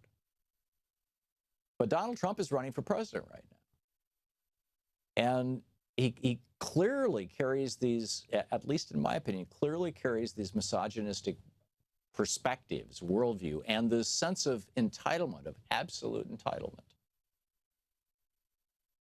That, well, in fact, we saw it on display last night, in particular during the debate, when Trump went off on how he could basically, you know, he was going to put Hillary Clinton in jail. I don't have time for the clip right now, but this is the same thing. I mean, this is, you know, he's a tough guy. He's a bully guy. And do you really, you know, let me say to Trump supporters out there, do you really want a bully, a misogynist? Do you really want that caliber of person in the White House?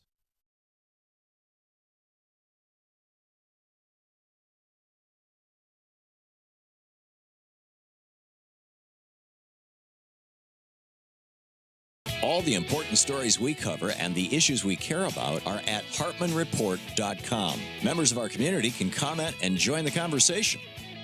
Welcome back. Thom Hartmann here with you. And David, driving through Ohio, listening on Sirius XM. Hey, David, what's on your mind today? Hey, David. Hey, Tom, how you doing? Yeah, I'm Tom. You're David. What's up, David? Oh, okay, Tom.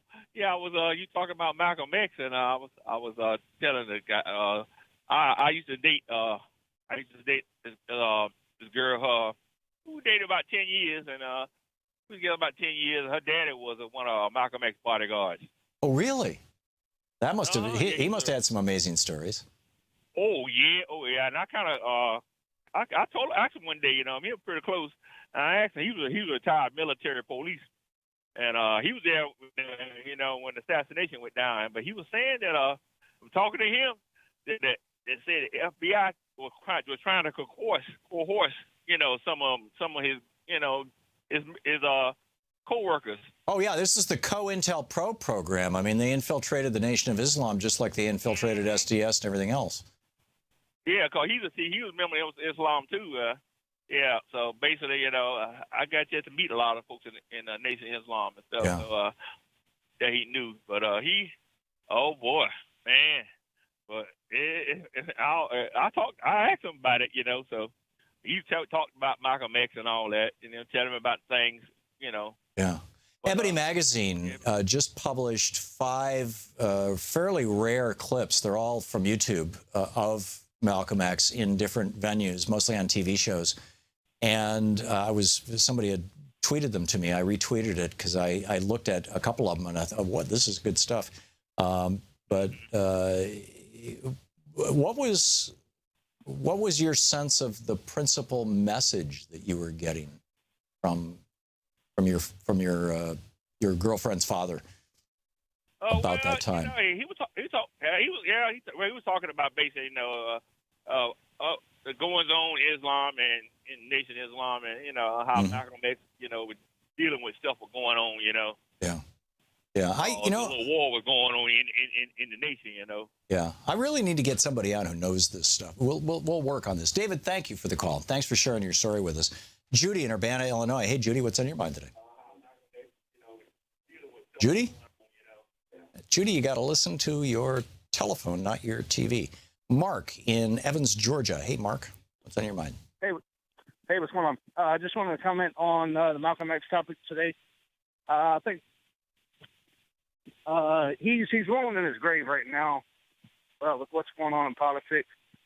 I think he would disagree with what the Democratic Party is doing to the black community, playing politics with that. Well, isn't it arguably true, Mark, that both parties are playing politics with race? I mean, this morning, Donald Trump was at the African American Museum, you know, talking about basically all the nice black people he knows. And I think he had most of them there with him, or at least Ben Carson. Well, if you look at Joe Biden and what he said about a year ago inside a black church, he said that if you vote Republican, then they'll put you all back in chains. I think that kind of talk right there Yeah, I don't know that Joe Biden said that, but anybody saying that. I know he did. It's not be a good thing. It's on YouTube. It's everywhere. Yeah. And I think that kind of. Well, Mark, in Joe Biden's defense, the Republicans want to put us all in chains. I mean, that was the story that I was sharing with you earlier about how they don't even want you to be able to have a retirement account if the banksters can't pull $30,000 out of your $100,000 retirement account over a period of 20 years. It's I'm not going to go there. Mark, thanks for the call. Judy in Urbana, you want to try it again, Judy? Yes, I'm here. Thank you. I'm here. What's on your mind today? Okay, so I wanted to set the record straight on Malcolm X. First Okay. of all, I want to tell you that I really think you're wonderful, and I really appreciate that you treat with respect people who are have different opinions than you. I love your program. Thank you, Judy. And I wanted to, because you keep asking for people to tell you about Malcolm X. Well, Malcolm X wrote a wonderful autobiography that you should read. It's called Malcolm X, I believe. It's the autobiography of Malcolm X.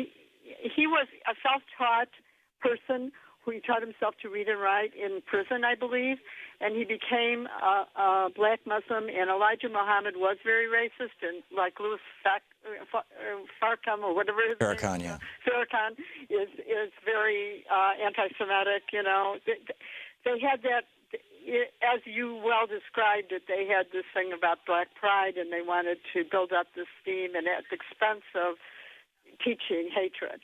So when Malcolm X went to Mecca, he discovered that there were white Muslims in the world, and he discovered that it was not the teaching of the Prophet that you should hate, you know, white people or any kind of people. In fact, it was the opposite.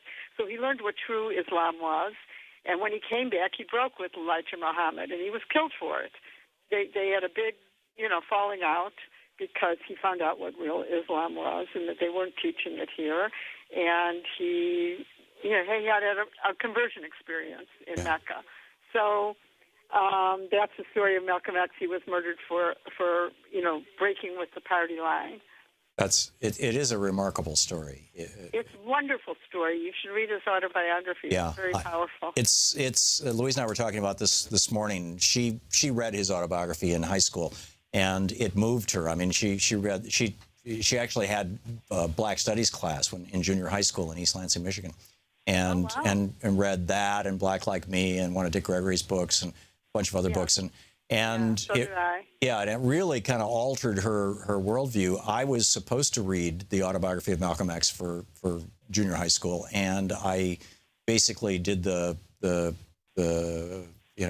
what are those short books called, the Cliff Notes version, so because I probably read it on my own. We didn't teach things like that in high school. I grew up in the 50s and early 60s, and I read it on my own. Yeah, well, this was the early 60s, but it was in Michigan, and there was a large Black community, and mostly in Detroit, but it affected the politics of the state in as much as there was a real I think, effort to reach out to people of color in Michigan at that time. I mean, there was a democratically controlled legislature and a democratic governor most of the time. Well, we had apartheid. Yeah, but you're absolutely right. The Democrats were still, when I was growing up, the Democrats were still the Southern Democrats. Yeah. So, we didn't really have a party of the people. Not that we have one today, but... You're right, and it was the year after, I think, Malcolm X was assassinated, wasn't it? Or maybe the year of or the year before that the Voting Rights Act was signed, 64, 65, and he was assassinated in 65. But I was influenced by James Baldwin and Richard Wright, and, I was as well. I was reading all those books because it was the time when I was coming of age was the time when all this was happening, so... Yeah, it was a remarkable time. It absolutely was. Judy, thank you for sharing your story and for helping educate me. I appreciate that, and hopefully a lot of other people. Camaro in Dayton, Ohio, listening on Sirius XM. Hey, Camaro, you're on the air. Hello, Tom. And first of all, I'd like to thank you so much for airing this informational period about Malcolm X. Very few people would do that, and I really do appreciate it. Well, I'm sorry I didn't have more to bring to the table here other than, I read the Wikipedia entry and refreshed my memory, but I don't feel like I have, I can easily talk about stuff that's at the core of my experience. This was not, and so that's why I put out a call for calls. So I'm glad you called, Camaro. Okay, well, Malcolm X was someone who was at the core of my experience, and I think that there are a couple of things that we could focus on right now, and one was his tremendous integrity. Once he had converted to leading black people out of our bondage here. His integrity was unflappable. And I'd just like to correct the previous caller. His conversion, his trip to Mecca happened after the break with the Nation of Islam, not before. Okay. And that's kind of an important thing there, because he broke with the Nation of Islam because of the lack of integrity from the leadership. But the other thing that I would like to point out very briefly is that when this, and I think this is an extremely important point, because information is so important. When Spike Lee was making the movie about Malcolm X, Hollywood would not produce it unless unless Spike put in the movie that Malcolm got his ideas from a white man. So they had to have the white savior narrative, or they weren't interested in it, basically. Right. Otherwise, they were not going to produce it. Wow. So, to Spike Lee's credit, he didn't give in. Yeah. And so when we look at movies like Glory that most of us watch, there are so many inaccuracies that are meant to take away from what black people actually achieved in favor of the great white savior, with his benevolence helping us. Right. So when we look at Malcolm X, it's extremely important that you can compare his integrity right up there with Martin Luther King. Mm-hmm. Yeah. They were both iconic figures. Kamaru, thank you for helping educate me and presumably anybody who's listening or watching. I appreciate it. We're going to check in with Talk Media News in a minute and find out what's going on in the world today. The Secretary of State, I think, is heading to Mexico. It's interesting stuff going on. And we'll be continuing to pick up your phone calls, too, so stick around. You're listening to Thom Hartmann. Visit ThomHartmann.com for audio and video archives. Back with more right after this.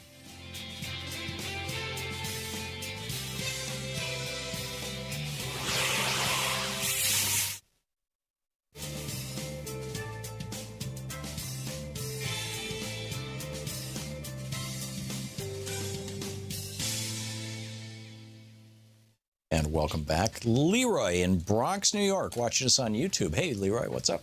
Hey, Tom, I say I'm a big fan. I've been watching you and listening to you since Air America days. Oh, thank you, Leroy. I just want to say I am a huge fan. Listen to you every day. You're a brilliant mind. But I would like to say this when it comes to Malcolm X. I learned how to be a man by reading that book. And when it comes to him dying, one of the things that makes the impact on me is that the FBI and the CIA were involved in causing a lot of distinction with the COINTEL probe. So when it comes down to a lot of things, they want to make it as though the Muslims and Elijah Muhammad killed him, but basically it was the corruption, I guess I want to say, for lack of a better word, of the things that they were doing to infiltrate the Muslims in the area. So that's basically what I want to say. So they in COINTELPRO, they infiltrated the Nation of Islam. They sowed dissent, and that dissent, in your opinion, led to the if it wasn't necessarily actually a government program to assassinate him, it certainly set the tone that facilitated his assassination.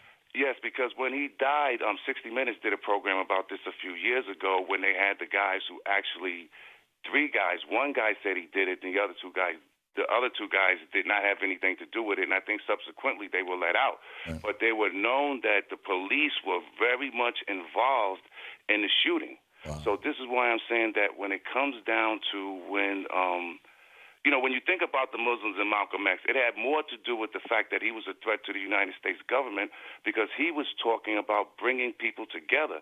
It was okay once he was talking to stuff about hate white people, but once you start getting white people to listen to you, this is when you become a threat. And so what I think about, I think it sends a message to a lot of black leaders that if you do say anything, we're going to get you. If you talk about bringing people together, the same thing happened with Martin Luther King. Martin Luther King was talking about bringing everybody together. That's a threat. Yeah, he was literally talking about that the day he was assassinated. Yes. I mean, he was talking about union organizing to the sanitation workers. Yeah, I think it was Memphis or something like that. Yeah, right. Yeah, in Memphis. Yep. So I just wanted to add that we just please, that for people that's coming in, I echo what everybody else said. He was a great man, but one of the main things is that the FBI and COINTEL program was involved. The FBI officers and the police officers used to come up to Malcolm X and speak to him. It's in his autobiography, and where they would tell him, "Listen, I came here to hurt you, but I realize you're a righteous man. I want to help you." He would start his meetings off saying, "Hello to all the police officers and the FBI's." So that's what I've said too. I just want to make that, but I just want to end this call with, man, I listen to you every day, Professor Hartman. Your brilliance. Thank you, Leroy. I appreciate it. I'm honored by your kind words. Thank you so much, and thanks for sharing your understanding of Malcolm X. I mean, and thank you.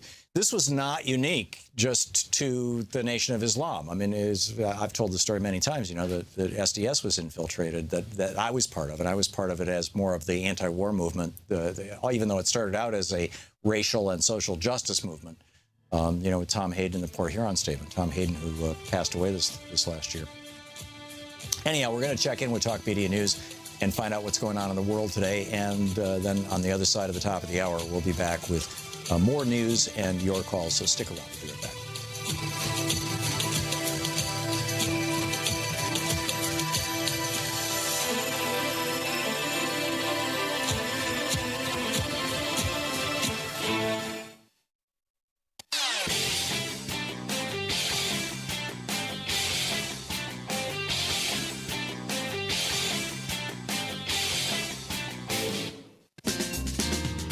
Welcome back. Thom Hartmann here with you. Let's check in with the Talk Media News, find out what's going on in the world today. This report brought to you by goatsfortheoldgoat.com. And on the line with us is Luke Vargas, the UN reporter for Talk Media News.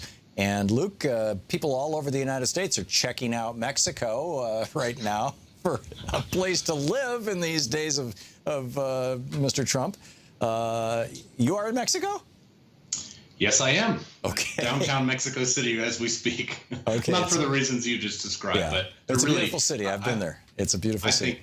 I think we could make a case to Ellen that we should open up a bureau here for the next few years because it really seems to be at the center of so many stories, and many more than I could have possibly imagined when I set off to come here. Why don't you list some of those for us?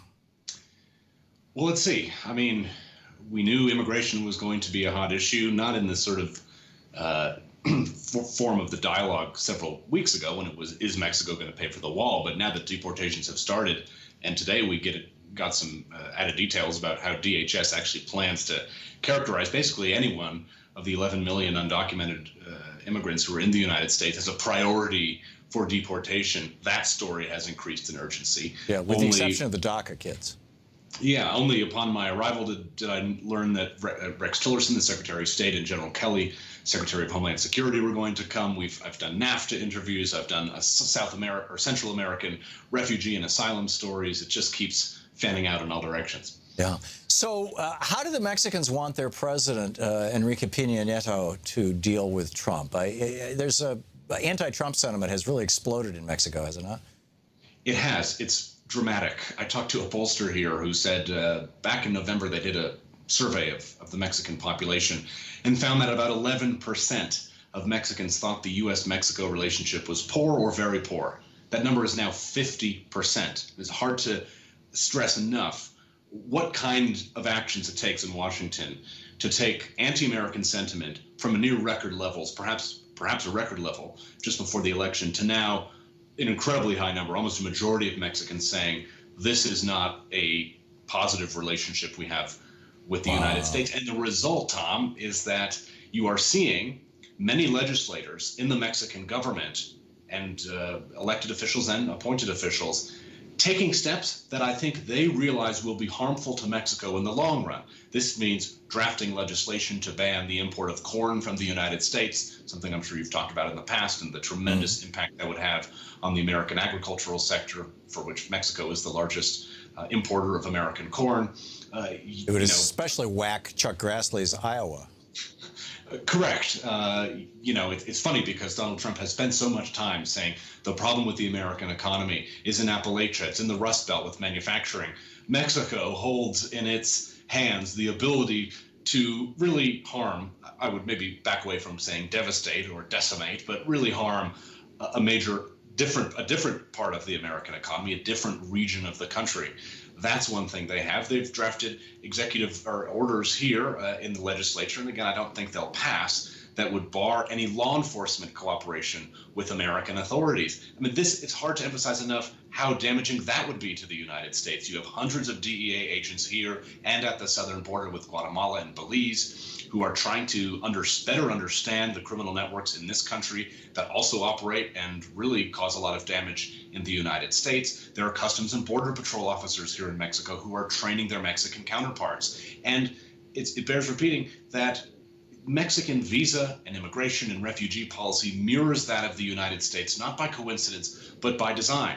The Mexican authorities have long thought it was wise to basically stop people from coming into Mexico that the United States would also not want coming into the United States, as a way of taking away the possibility that under any circumstance, an American president could say something as outlandish as terrorists are pouring in across the southern border with Mexico. But here we have a scenario in which our president is saying those very things. Mexico has cooperated with President Obama in deporting Central American refugees, people who really did need protection a lot of times, as a way of gaining favor with Washington. They've now had that. Not only have they not been rewarded, but they've been spurned for that. And, it's sort of amazing. Yeah. One of my best friends from college days sent me a long email last week saying that he was in Mexico. He was in this little town south of Baja California, or I guess east of it, that was like 50% American expats. And that it was just this amazing community, where for $20,000 a year you could live like a king and, blah, blah, blah. And that there's expat communities, American expat communities all over Mexico. I mean, literally all over, from the north to the south. At what point does Mexico start looking at American expats? And I realize that they're bringing money in. A lot of them are retirees. They're bringing Social Security money in or whatever. But at what point do they look at those communities and say, illegal immigrants, and start deporting Americans? Yeah, and the number is really high. I mean, the number that is most often cited is about 1 million, but there are estimates I've heard from members of the Mexican government who think the number of Americans here in the country, either legally or illegally, is perhaps as high as 3 million. So it's a very large community. We haven't heard anything about, that trying to push those people out. But I will say, we are faced with the prospect of a large wave of returnees. I've heard estimates that even 10%, 600,000 Mexicans coming back from the United States would inundate this country. Basically, they can take in people slowly, but having that many people arrive at once is going to cause an unemployment problem. I mean, we're down at about 3.5% unemployment now. Yeah. That would go up, and it would suppress wages. And, depending on where these people go, are going to put a lot of people without opportunities into situations where they may resort to criminality. It's a very dangerous public safety component to this as well. Yeah, it's a remarkable story, and it's hitting a lot of people. One of my nieces married a Mexican fellow who in Michigan who was here illegally. He got deported. She left. They are down in Mexico, have been for 4 years now, I think, or longer, with their 3 or 4 kids. I mean, it's amazing. It's touching everybody's lives. Luke Vargas, Talk Media News. Thank you, Luke. Thank you. You're listening to Thom Hartmann.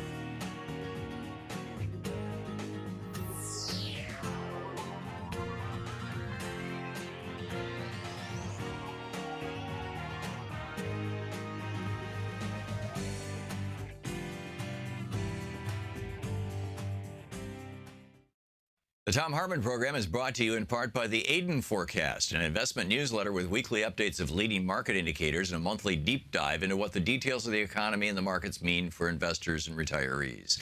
On the web at aidenmarkets.com. Wines have some of the highest pesticide levels in our food chain. This hour brought to you by ecowine.com. Pesticide-free wines, organic wines, imported from France by the organic wine company, ecowine.com.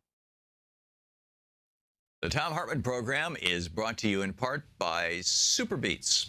Super Beets are sourced from non-GMO beets, and they're packed with dietary nitrates, helping to produce nitric oxide for more energy, stamina, and support for healthy blood pressure levels naturally. For more information, call 800-223-8242 or visit freespeechbeets.com.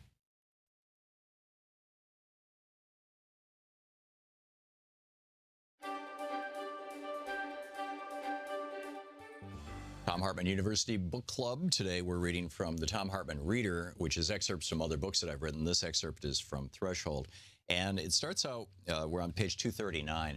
It starts out with, I went to Corral, Peru. It's a town that, or the first mother city, the first original city that has ever been discovered intact. It's 5,000 years old. It has been buried for 4,000 years. It was just excavated in the last decade.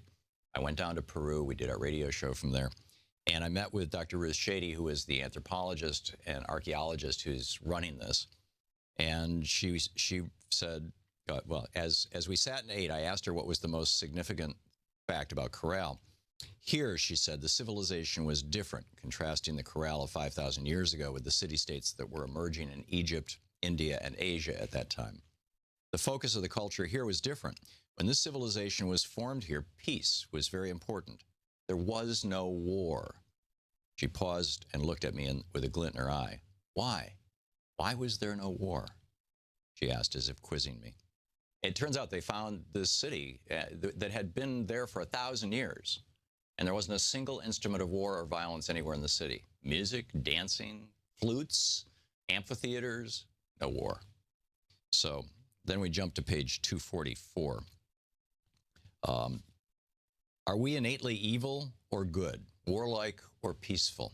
In 1634, in his book Leviathan, Thomas Hobbes stated our culture's assumption of the essentially evil nature of humans, saying that life without the iron fist of church or state would be war of every man against every man, resulting in a society where life is poor, nasty, brutish, and short.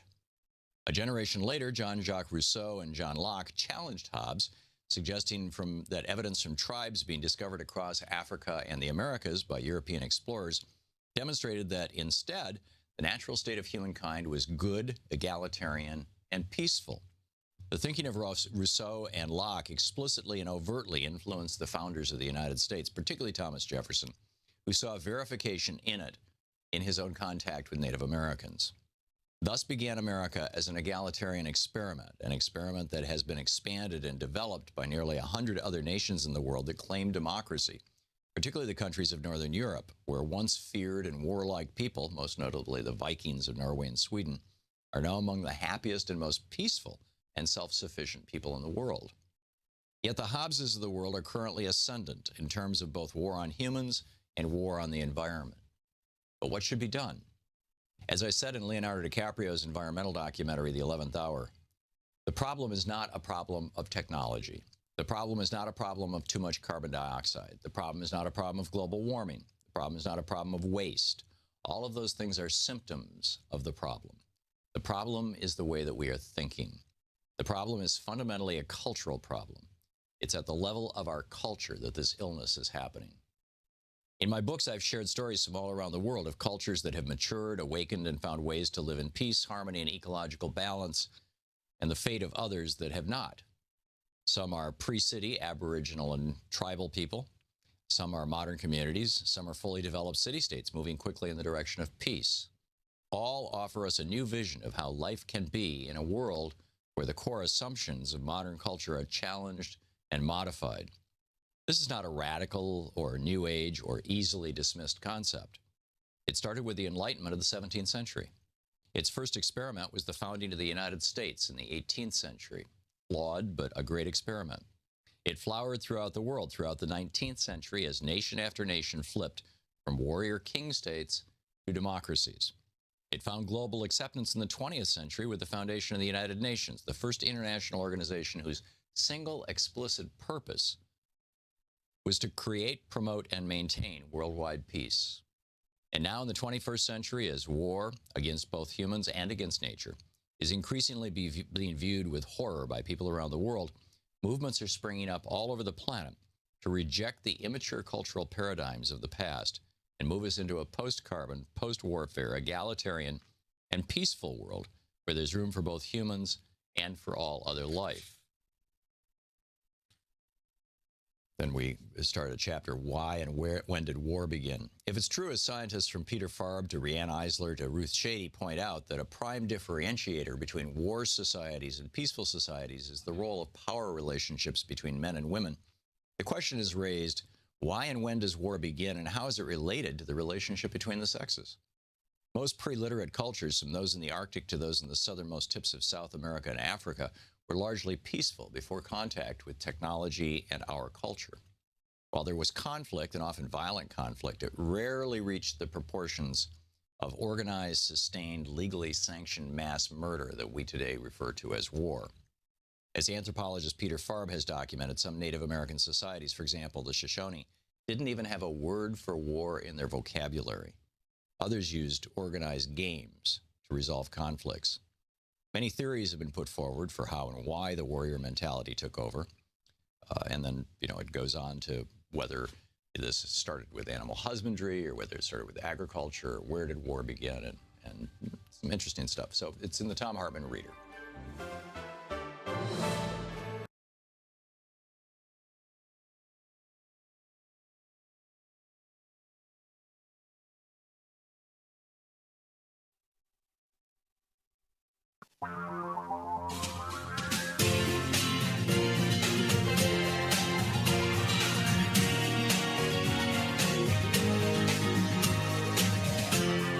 This is the Thom Hartmann Program.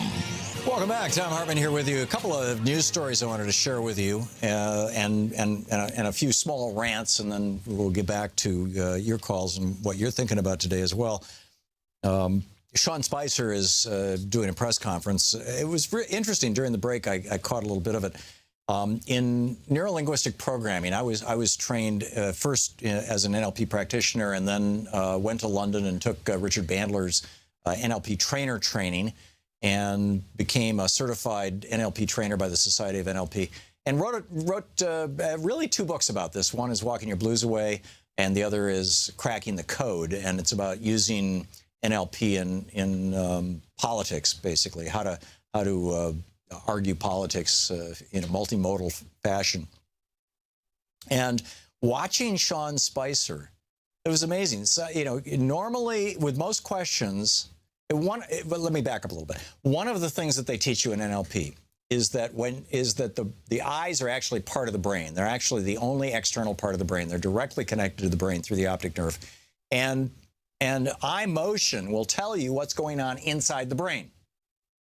And so when people are accessing memories, now left-handed people and right-handed people are mirror images of each other, and some people without being left-handed are the opposite of right-handed. So these rules are more like guidelines. But typically, when somebody is looking up and to the right, they're accessing a memory. When somebody's looking up and to the left, they're imagining something. If somebody is looking off to the right, they're remembering a sound. If they're looking off to the left, they're imagining a sound. If they're looking down and to the right, they're accessing an auditory memory, something that they've rehearsed. If they're looking down and to the left, they're accessing their feelings. Now, of course, like I said, you can flip those. Sometimes it's instead of left, it's right. But the bottom line is, typically when people are looking up, they're accessing visual information, whether they're imagining it or remembering it. When they're looking from side to side, they're accessing auditory information. And when they're looking down, they're either remembering something auditory, or ideally or typically that they've rehearsed, or they're dropping into their feelings. So I'm watching Sean Spicer, and the couple of questions, just kind of straightforward questions, he looks right at the reporter and talks to them. so he's not, he's not playing mental games here. He's simply, pulling the data. So occasionally he'll look up and grab something out of visual memory and talk about it. And then this person asks him about this cancer in the presidency of race, I forget the phrase that was used, but, from anti-Semitism to racism to white supremacy that seems to be part of the Trump presidency. And Spicer gave this long rant about how, the Trump administration throughout the primary and even back before he, to the first days of has always been committed to bringing people together but he didn't look up. The entire thing, he was looking down. It was fascinating. If you have the ability to watch the video and cue it, back it up a little bit, you'll find it. This was clearly something that he had rehearsed. It was fascinating. Meanwhile, there was a remarkable story about Shanghai's maglev train. A maglev is an abbreviation for magnetic levitation. And a maglev train does not use wheels. It flies along on air, being held above the track by a magnetic field that is continuously being regenerated by the train as it's moving across the track. And because there's no wheels, there's no friction because it's just on air. I mean, there's a small amount of friction with air, of course, and there's air resistance. But because of that, these trains can go insanely fast. And in China, they not only, have our jobs, they have our money. And, or the money that goes along with the jobs. And so they built this incredible maglev train that goes from, from Pudong Airport, International Airport, to Shanghai's city metro system. So, which is not a long distance, but it's about 30 kilometers. So maybe 20 miles, right? And this reporter for the BBC gets in the train. The moment the clock down, and the reporter's name, so I can give credit where credit is due, is Larry Bleiberg, writing for the BBC. And he says, the moment the clock hit 0, the doors shut and we slipped out of the station. The train immediately accelerated, and like a high-tech drag racer, it kept accelerating. In no time, the speedometer reached 100 kilometers per hour, then 200. With each milestone, the carriage grew more animate. I'd expected my fellow travelers to be nonchalant, flipping through their smartphones and ignoring the marvel of the trip. Instead, they were giddy as school children. At 300 kilometers per hour, passengers began standing in the aisle, posing for pictures in front of the speedometer. Landscapes smeared by the windows. Inside the car, a white noise hum grew louder. I feel like I'm flying, yelled out Tin Nguyen, a visitor from California. A moment later, we topped out at 431 kilometers per hour, hovering there just long enough to bask in the wonder. Then the train began to slow, 300 kilometers, then 250. At 100 kilometers per hour, which would be about 65 miles an hour, it felt like we were crawling. So that's what they're doing in China. In the United States, so not so much. If you've ever taken Amtrak, you know exactly what I'm talking about. So California wanted to do what China's doing. Hey, there's federal transportation money. We would like some of it. We will kick in our own share, and we want to build some high-speed rail. I mean, this was not even maglev. This is just like state-of-the-art high-speed rail. And Walter Einenkel, blogging over at the DailyKos.com, the headline, Trump administration halts California's plan for high-speed rail and infrastructure improvements. Now, this is, of course, the guy who said he was running for president on, I'm going to be the infrastructure president, right? We need $1 trillion. According to the American Society of Engineers, we need $2.5 to $3 trillion worth of infrastructure. At least $2 trillion just to bring us up to where we were when Reagan became president. We stopped investing in infrastructure so that we could finance tax cuts for billionaires. So here we are. If you look at the San Francisco Chronicle, sfgate.com is their website. The San Francisco Chronicle has this story, and they write, in its first big hit to the Bay Area from the Trump administration, apparently, the Trumpsters hate California. In its first big hit to the Bay Area from the Trump administration, newly minted Transportation Secretary Elaine Chao, who, by the way, is Mitch McConnell's wife, has put the brakes on $647 million for Caltrain to go electric. and in the process pretty much killed hopes for high-speed rail coming to San Francisco anytime soon. It puts, Caltrain spokesman Seamus Murphy says, it puts the electrification project in serious jeopardy. Well, yeah, we can't have electric trains. I mean, we've got to stay with 19th century energy sources, right? Let's put the coal-powered trains back on the rails. Caltrain has already spent, the San Francisco Chronicle writes, has already spent $150 million on planning to go electric. But without the federal and matching funds, the overall $1.98 billion project will go into limbo. As for high-speed rail, $64 billion in counting endeavor that is still not fully funded. Its viability would take a big hit if bullet trains went no further south than the South Bay, or no farther north than the South Bay, excuse me.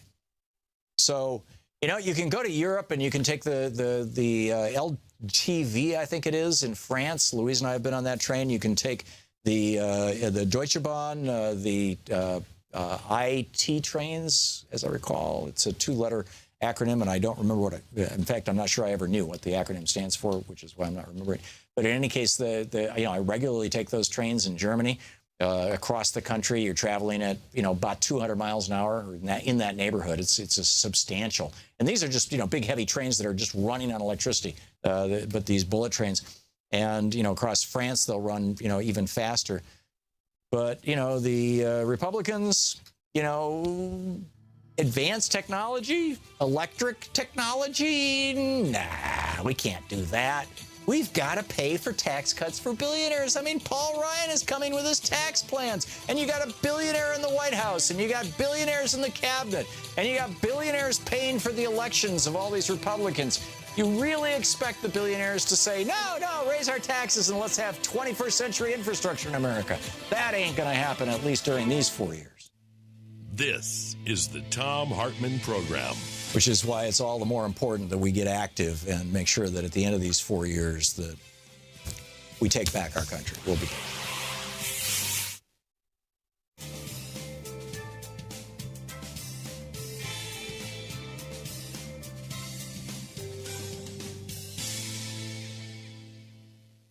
And welcome back.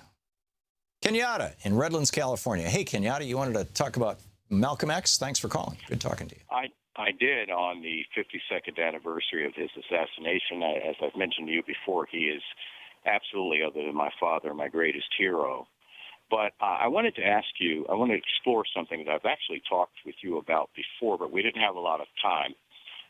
In one of his most famous speeches, the Ballot or the Bullet, there is a passage where he says, I am neither a Democrat nor a Republican.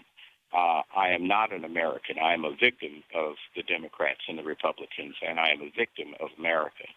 And I wanted to ask you, often, and I've even heard Barack Obama say this repeatedly, as a black man, I hear the phrase, we are a nation of immigrants. Black people did not immigrate here. And if they did, it was a forced immigration. So here's my question. Are black people really Americans? And if we are Americans, we are vastly different than any other Americans.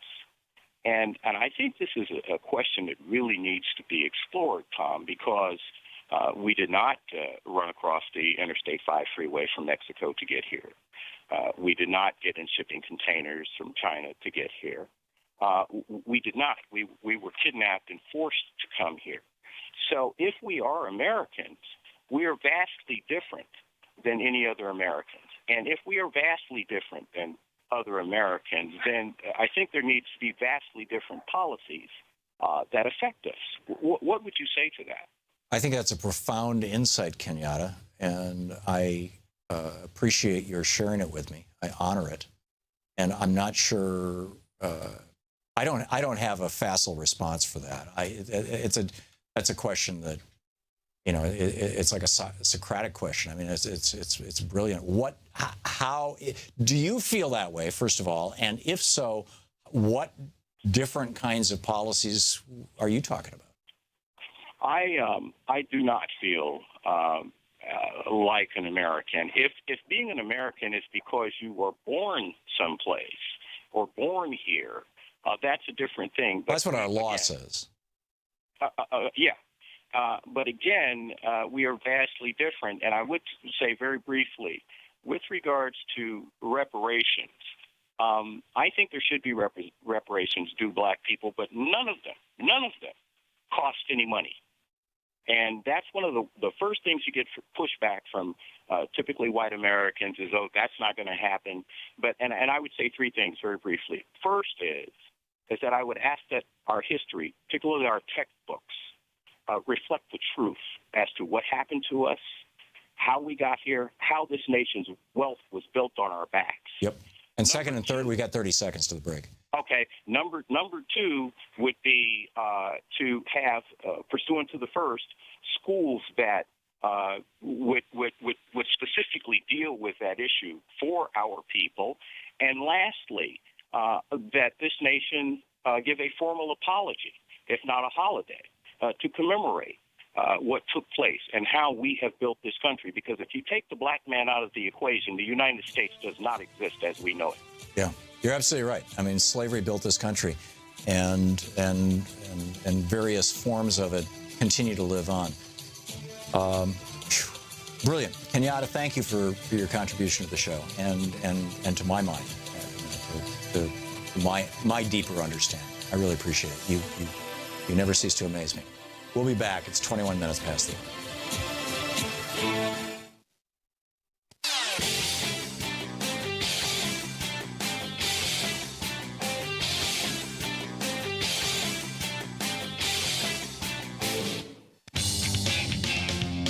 Welcome back. Thom Hartmann here with you. And Antoinette in Alameda, California. Hey, Antoinette, what's on your mind?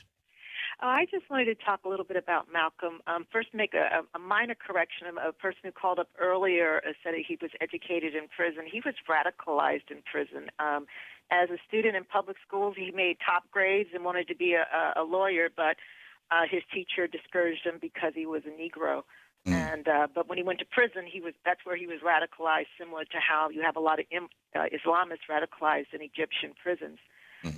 But the main thing I want to just talk about was just my own experience. I have family who've lived in Harlem for like 30 years, and the New York Public Library has a wonderful place called the Schomburg Center for Research in Black Culture, and my sister lived right around the corner from there. And from there, I could go and read letters that Malcolm had actually written when he was in Mecca, and just mundane things, where he would, first of all, talk about policy and, what was going on, and that being followed by the CIA or the FBI, whatever it was that was active in the 1960s. And then in the next sentence, say something as mundane as, I think I forgot to make my car payment. Could you check on this? It's real life. Pardon? It's real life. Yeah, exactly. And I didn't. Some people were like my age. My age is close to yours, Tom. And I remember relayed to me a story about going to their favorite storefront and just being kids. You go in any place noisy, and they didn't know that Malcolm X was basically holding court there, and the adults, all turned on them en masse, telling these kids to be quiet, and they were like, what's going on? And then, the crowd parted, and Malcolm, brought the kids forward and, talked to them and was very polite and welcoming. And the person who was laying the story to me told me they were just happy they weren't in trouble, but then the same, moment they're like, oh, wow, this is Malcolm X. It's a great story. Yeah. That is a great story. Antoinette, thank you. Thank you for sharing that with us. It's great to hear from you. Thank you. Deborah in Seattle. Hey, Deborah, what's on your mind today? Deborah? Hello? Hey, you're on the air. Okay, hi. I am calling because I wanted to, and I don't know if I can say this, but there's a movie out called I Am Not Your Negro, and it's based on James Baldwin. Mm-hmm. And that's a perfect movie, actually, because he, did it on three of his, closest friends, Malcolm X and Medgar Evers and Martin Luther King. And it was really, really beautifully done. I have to say that the guy that did that, the Raoul Peck, the director, he did a really good job because James Baldwin was going to come out with Remember This House, and it was going to be based on the 3 assassinations of those individuals.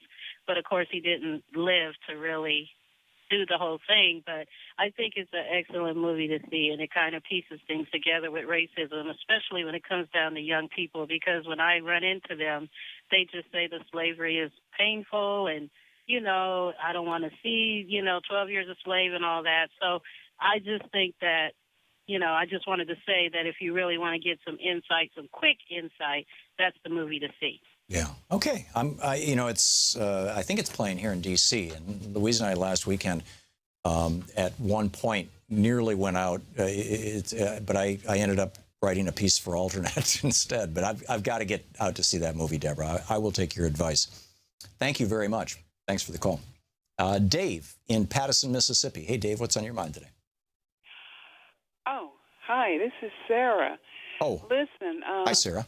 I've read the autobiography of Malcolm X, but Malcolm's mother was from the Caribbean, and she was very well read. Mm-hmm.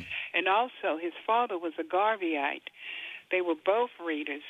So Malcolm didn't just start reading when he was in prison. Right. His parents read to him, and so he was. So a couple of people have called in and said, he was a competent, not just a competent reader, but he was, kind of top of his class reader. Right. Yeah. Well, of course, his father was supposedly killed by the KKK in Nebraska because he was a Garveyite. Tell me about the Garveyites. Yeah, the Marcus Garvey. You've heard of Marcus Garvey? I have, but I don't. Actually, right. I don't know that. I don't know much about it at all, or about him. Well, Marcus Garvey was from Jamaica, mm-hmm. and he came back. He came to America, and trying to get us to go back, bring us back to Africa. And I was going in my room. I wanted to give you the title of this book. It's still in print. Mm-hmm. I didn't think I would get on the air this quick. Okay. But, yeah. Well, you're on topics. People to go in on the computer, look up Marcus Garvey. Yeah. And, I will do that. I saw in the one of the articles I read about Malcolm this morning in doing show prep that that one of his parents was a Garveyite, but I don't know the history of the Garveyites. So yes, sir. Okay. It sounds fascinating. Well, anyway, it was good, Tom. I've been watching you now for 5 years. Oh my! Well, thank you so much. I enjoy your program. I can hardly get anything done here at my house while you're on because you come on from, I think, 11 until 2 here. Yeah. But have a good day and tell people to read more on Malcolm and on Marcus Garvey. I will do that, and you just did that. So thank you. Thank you so much. It's great to hear from you. Thank you.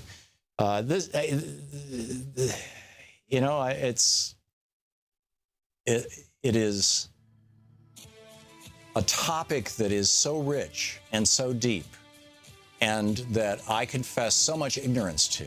And I think that is true of the vast majority of white people in this country.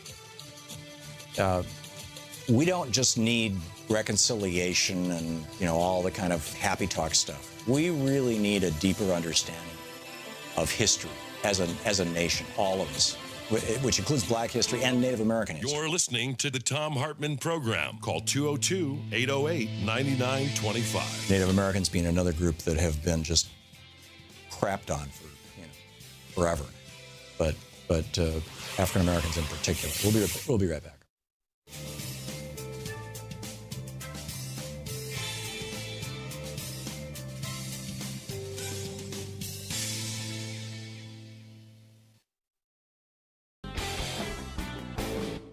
Paul Krugman says that, yes, the white working class is about to be betrayed. The evidence of that coming betrayal is obvious in the choice of an array of pro-corporate, anti-labor figures for particular key positions.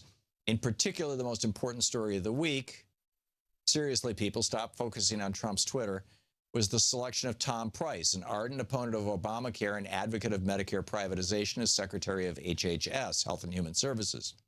This choice probably means that the Affordable Care Act is doomed, And Mr. Trump's most enthusiastic supporters will be among the biggest losers. Yes. And then he says, the first thing you need to understand here is that Republican talk of repeal and replace has always been a fraud. The GOP has had 6 years claiming it'll come up with a replacement for Obamacare any day now. The reason why it hasn't delivered is because it can't. Now, let me add to this. The reason why the Republicans have not been able to offer an alternative to Obamacare is because Obamacare was the original Republican plan. This is what Richard Nixon proposed in 1972, back when we had real news in the United States. And Teddy Kennedy fought. And then the Heritage Foundation in the early 1980s, at the beginning of the Reagan administration, I believe it was, came out with a working paper on this and said, here's how to do it. Mitt Romney tried it in Massachusetts, and it was relatively successful. He tried it in 2000. He ran for president on it in 2004, or he intended to. By that time, though, Obamacare had passed and it had become radioactive, and so he was trying to, oh no, I didn't do that, you know, but he did. I mean, that's the Republican program. The Democratic program is Medicare. Give Medicare to everybody. But the Democratic program couldn't get through, given the current Congress we had. So this is what President Obama put together, was basically the Republican program. Speaking of when we actually had news in this country, have you heard anybody breaking down any of these pieces of legislation lately? Back in 1972, when Richard Nixon proposed Obamacare, Daniel Schorr went on CBS News. Daniel Schorr has since passed away. Lamar and I had a wonderful lunch with him here in Washington, D.C. back, 20 years ago when we were writing our first book on the JFK assassination. Daniel Schorr had some fascinating information for us. What an amazing guy and a great journalist. But this is how journalism used to be done in the United States. This is a clip from CBS back from the day. You can find this floating around YouTube. Here it is. The administration proposal would provide different plans for 4 categories of Americans. For 150 million working people and their families, employers would be required to buy health insurance providing a basic package of benefits, eventually they paying 3/4 of the premiums. This is number For some one. 20 million of the working poor and their families, the current free Medicaid services would be replaced by private health insurance fully paid by the government for the poorest, with a sliding scale of contributions for families earning more than $3,000. That's number two, the second part of it. For the 21 million aging Americans, the $5.60 monthly Medicare premium for optional doctor services would be dropped. Social Security taxes adjusted to make up the cost. That's part 3. For some 30 million domestic, self-employed, and others, lower costs by being enabled to buy policies at group rates from insurance pools.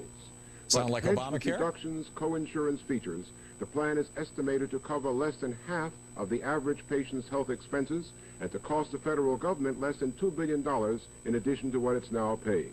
By contrast, the Kennedy plan would cover an estimated 70% of health expenses through a system that would cost the government up to $60 billion, but including a lot of what patients are now paying.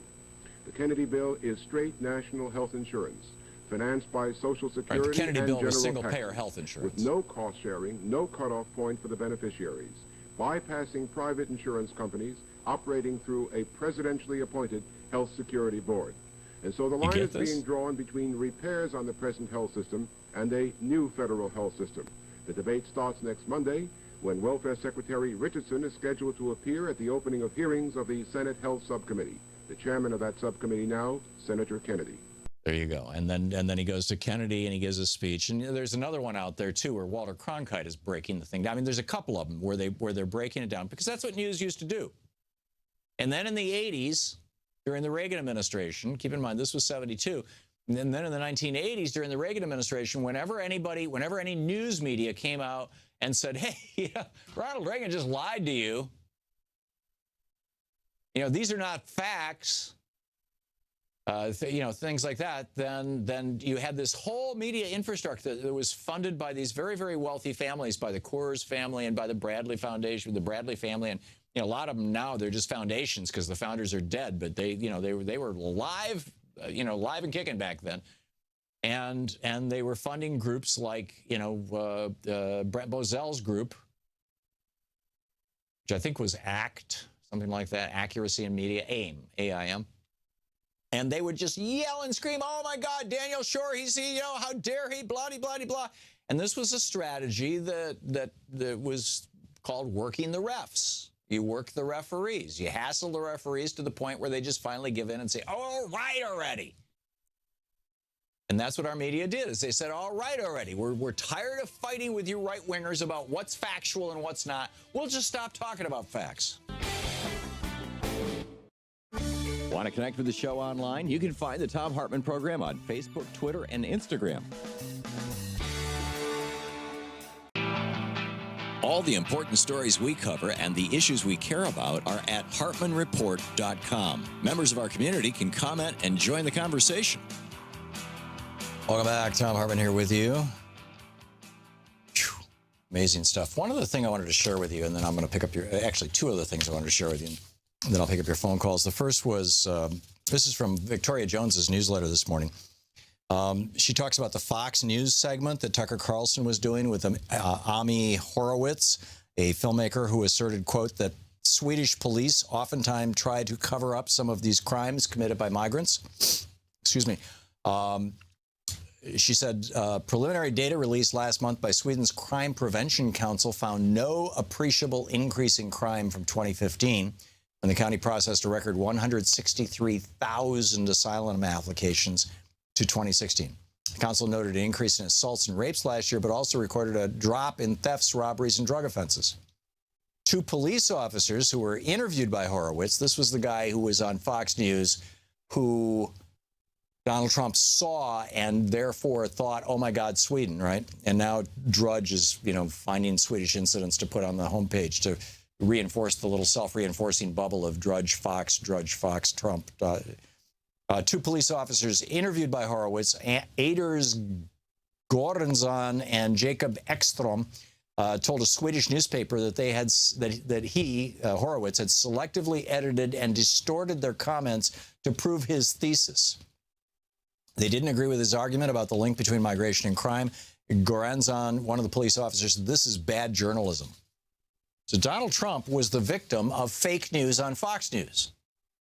And now the world is the victim of fake news on Fox News. This is getting serious. I mean, when Republicans who watch Fox News regularly were just malinformed, were not just uninformed, but believed things not to be true, believed things to be true that were not true, that was a problem for Republicans.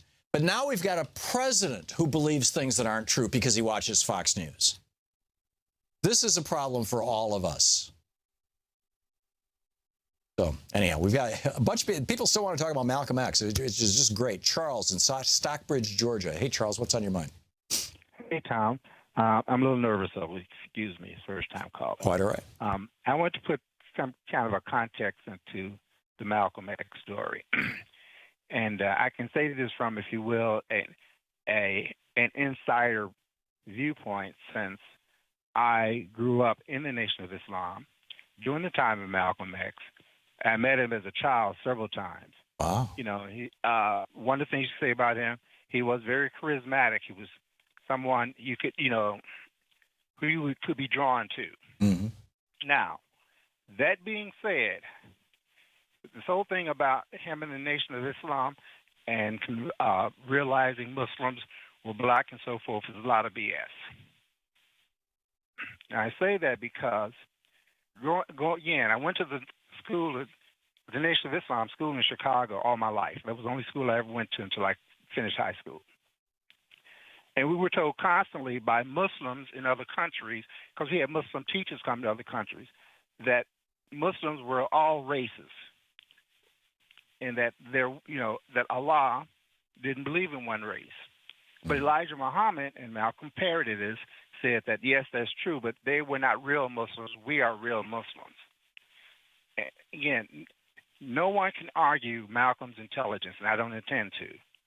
He was a very intelligent person, but he would have to be a very stupid person not to know prior to going to Mecca that Muslims came in every shade and color. Right. That's number one. Number two, he left the Nation of Islam, and you probably don't remember this, but I do very clearly, was because President Kennedy was assassinated. Elijah Muhammad felt that, for the Muslims to speak out, it would give people who hated us, people who wanted to get rid of the Nation of Islam, fuel. So he told everyone, do not make comments on it. And Malcolm made the comment, the chickens have now come to roost. And Elijah Muhammad did what he does to a lot of people. He basically put him on suspension. Malcolm did not like that. So Malcolm, again, started talking about the affairs of Elijah Muhammad, which were real, and so forth and so on. So my point is that Malcolm, here's the biggest thing. The Nation of Islam, Malcolm, all part of that, never did anything for anybody outside the Nation of Islam, ever. And even within the Nation of Islam, if you weren't in the upper echelon, you wasn't getting anything. My brother, who went to school, who also went to Nation of Islam school, they had to hold him back 3 years so he didn't graduate at the age of 11, high school. Wow. So when he finished high school, my mother begged them, the Nation of Islam, to help with a scholarship so he could go to college. I mean, we were poor, dirt poor. And the Nation of Islam told her, well, Muslims don't ask for money, do it yourself. So I have no love for the Nation of Islam. Yeah, it sounds like you were wounded by that experience of growing up within it. Very much so. The education they gave us was below subpar. Most of the things that I learned, I learned after that. So, people want to put Malcolm on a pedestal, that go right ahead.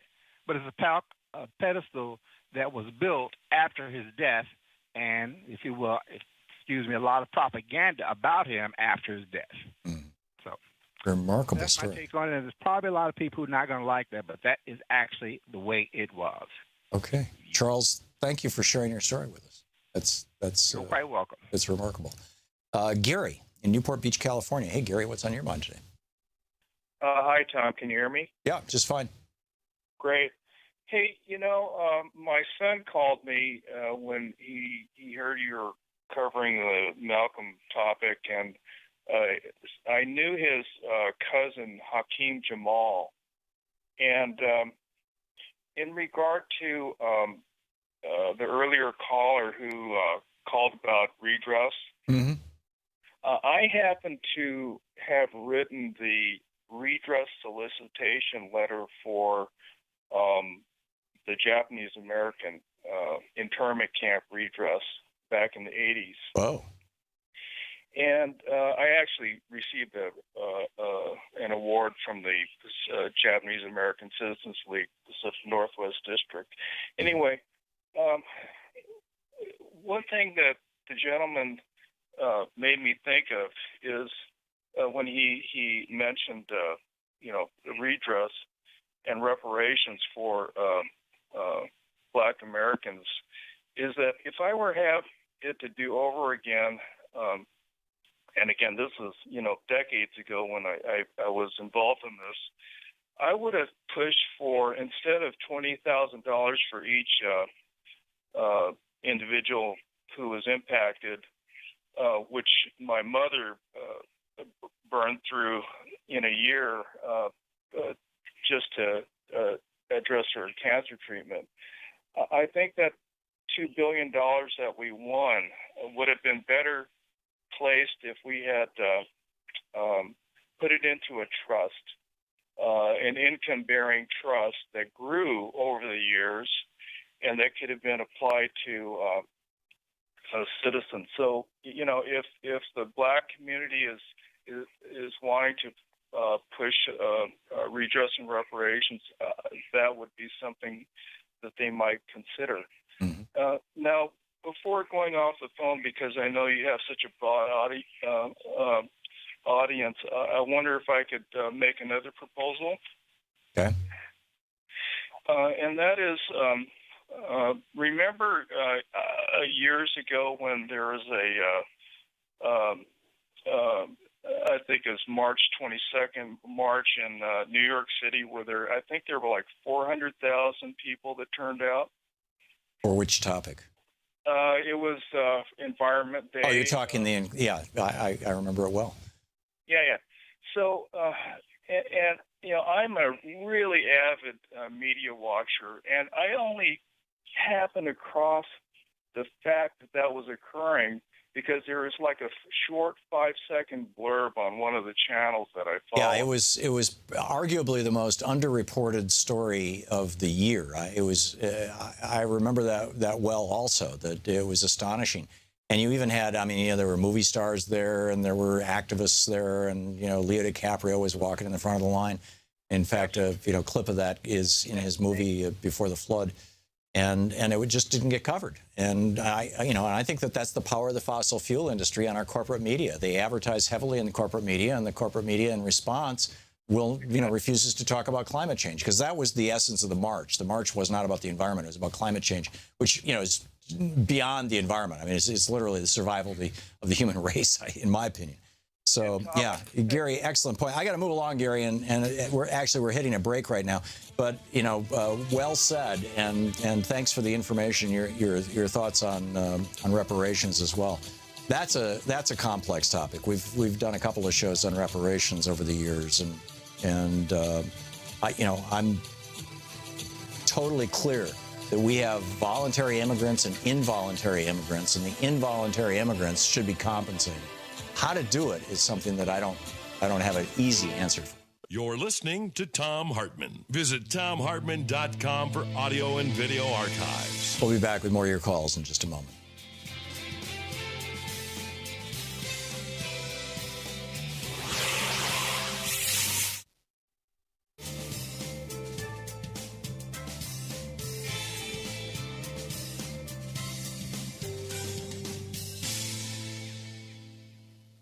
And welcome back. Montrell in Raleigh, North Carolina, watching us on Free Speech TV. Hey, Montrell, you're on the air. What's on your mind today?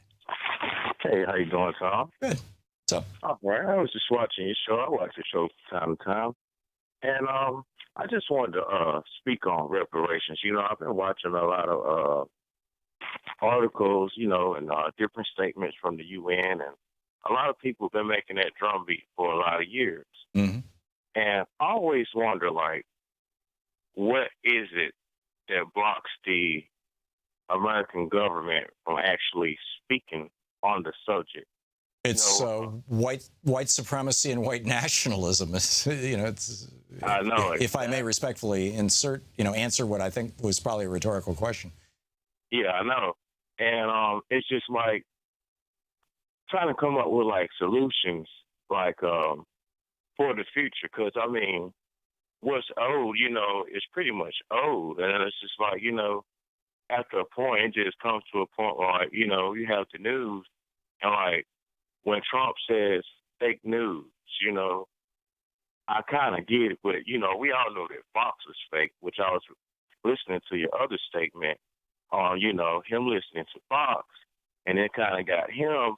But, it's a little bit of everything. It's MSNBC and CNN, which they do comment on a lot of things that are true, but it's like a pick and choose topic of what to cover or what to talk about instead of getting to the issues. It's the stuff they don't talk about that concerns me, that they don't talk about net neutrality, that they don't talk about global warming, that they don't, they don't talk about our being ripped off by the pharmaceutical industry and by the health insurance industry. They will not challenge the interests of their advertisers or of their corporate owners. And that, I think, is a tragedy. Yeah, and I believe that's why the people are marching out in the streets. That's why you're having all of these protests. And I just wonder, if the other, which we all are one people, in one country, but if the other side, and we such a disagreement, with each other, and everything that, everybody knows the truth is in black and white, I'm just trying to figure out, I have a son, he's 11 years old. Where are we headed, his generation, Yeah. Because this generation is stagnant. Even with Barack Obama, he was the president. We have a Dr. Claude Anderson. I don't know if you ever heard of him. I have not. I'm sorry. Sued for reparations. Uh-huh. You know, he spent money out of his own pocket. And, you know, he was denied, you know, through a democratic presidential, you know, system. Mm-hmm. I mean, it's just, I have no idea. But, I mean, it was no media coverage, no talk about it. You know, it's just a lot of things are, you know, hush, hush. Yeah. Yeah. You know? Well, the things that are not discussed in our commercial media, I think, are as important and consequential as the things that are. And that's the tragedy of the end of the fairness doctrine, of the death of news as news, and instead the conversion of news in 1986 from news into infotainment, or 1987, I guess it was. Montreal, thanks for the call. Thanks for your insights. Appreciate it. We'll be right back. It's 10 minutes before the end.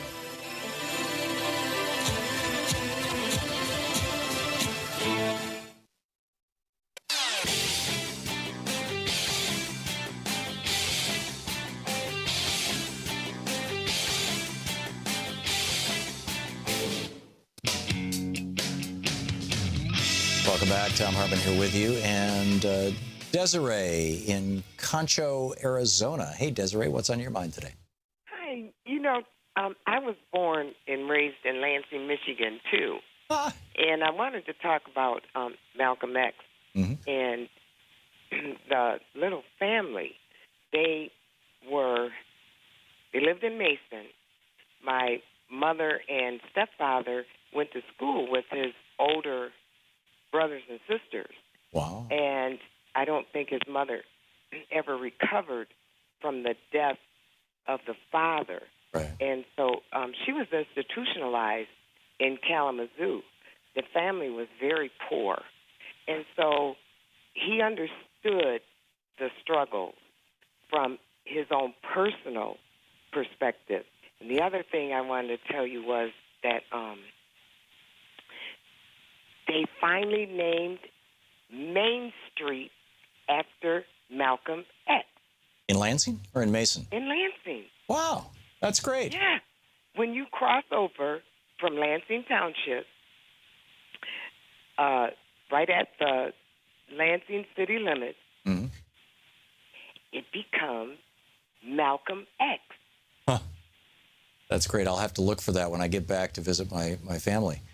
Well, it's good to see people get acknowledged on the one hand, but on the other hand, I look at how the history of Martin Luther King, for example, has been reinvented to be palatable to basically the white power structure. You know, stripping out all the discussion of his attacks. I mean, his attack maybe is not the right word. Calling out of the military-industrial complex, of the war machine, of not just institutional racism, but institutional. What's the word? Keeping the rich richer and the poor poorer. I'm lacking a word for that. That's what got. That's what got him killed. Murdered. Yep. Dr. King murdered, and once Malcolm X became more enlightened on the system. Yes, he could. He was radical, but he became more enlightened about the system and started speaking out more about the systematic racism, and that's what got him murdered. Yep. So, but to see Lansing, Michigan, honoring Malcolm X, it's a great thing. Ever to get Logan Street named MLK Boulevard. Oh, it's Logan Street. Yeah. Oh, yeah. I've been. I know that because one of my brothers lives just a few blocks off Logan Street down on the south side of Lansing, and that is. Well, thank you for that, Desiree. I'm gonna have to poke around when I get back to Lansing and check it out. Thank you for the call, Stephanie in Winterville, Georgia. Stephanie, what's on your mind today? Hey, so I wanted to talk. First of all, I have huge respect for Malcolm X. I acknowledge that probably men are never going to be perfect as far as their treatment of women, powerful male activists. But I wanted to bring up something that no one seems to mention, which is that the break that he had with Elijah Muhammad and the Nation of Islam, actually a huge part of that was his refusal to tolerate Elijah Muhammad's sexual abuse of women. Elijah Muhammad, had sex with 2 of his secretaries.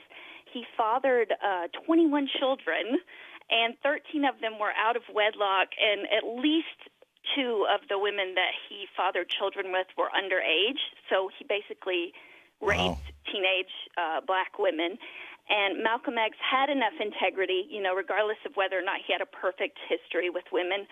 I really respect him as a feminist because he had enough integrity to be like, look, you're supposed to be a moral man, you're supposed to be a moral leader, but the way that you treat Muslim women is really going against everything that you say you stand for, and I don't want to be associated with that. That was a huge part of why he left. Well, thank you for that piece of the historical record, Stephanie. I appreciate it. You're welcome. Thank you. Tiffany in Charlotte, North Carolina. Tiffany, what's on your mind today? Hi, Tom. I was going to talk about the xenophobia associated with the Affordable Care Act, but you guys have talked about so many different things. With regards to racism in America, I've actually heard a lot of people say how they hated Obamacare, but they loved the Affordable Care Act. Right. And so that speaks volumes in terms of the xenophobia that we're experiencing today. Yeah, in fact, more than 50% of registered Republicans in a poll that came out about, 3-4 months ago, said that they loved the ACA and they hated Obamacare. It's like, this is just, people who watch Fox News do not know that these are the same thing. Back to you, Tiffany. Indeed. And I also wanted, if I could, to give a plug to a book that I've written called Blackness, The Life and Times of an Unpopular People. It gives the perspective of the Black experience. You mentioned earlier that a lot of people don't really understand what it means to be Black in America. We kind of look at Black people as those people over there. I don't know why they can't get it together after 400 years. But I kind of explore all of the policies that are consistently being created, such as under Donald Trump. There's a tremendous amount of policies being created that are very similar to policies of old, which were to keep Black people down, and now they're creating policies to just keep everyone of any kind of Black or brown hue in a particular place in America. And we have to begin to understand our history, because all I see is that history is being consistently repeated, and I think it's because Americans on a whole just suffer from ignorance. Well, and it's not an unintentional ignorance, Tiffany. It is. It not only permeates our culture, it permeates our media, it permeates our schools. And textbooks, because they've changed textbooks consistently through the years to perpetuate that level of ignorance. And so, at least for now, we still have the internet. And so people need to do some additional research. Yeah, until Ajit Pai, who is the new head of the FCC, does away with net neutrality, and suddenly you discover that the websites that don't conform to the power structure are loading at half the speed of everything else. We've got some serious issues. Tiffany, thank you for the call. This is serious stuff. Thank you very much. And my apologies to everybody who's on hold. We'll be back tomorrow. And thanks so much for being with us today. In the meantime, don't forget, this democracy, this republic, does not run itself, and we need to be challenging the power structures of this society, particularly the ones that are being erected right now by the Trump administration that may not reflect the values of most Americans. And in order to do that, we have to be involved, whether it's inside the party or outside. Tag, you're it. Get out there, get active. We'll see you tomorrow.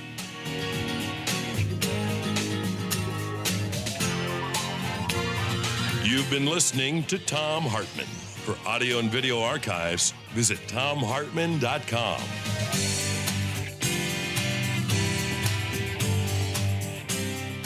The Thom Hartmann Program is brought to you in part by the Aiden Forecast, an investment newsletter with weekly updates of leading market indicators and a monthly deep dive into what the details of the economy and the markets mean for investors and retirees. On the web at aidenmarkets.com. Wines have some of the highest pesticide levels in our food chain. This hour brought to you by ecowine.com.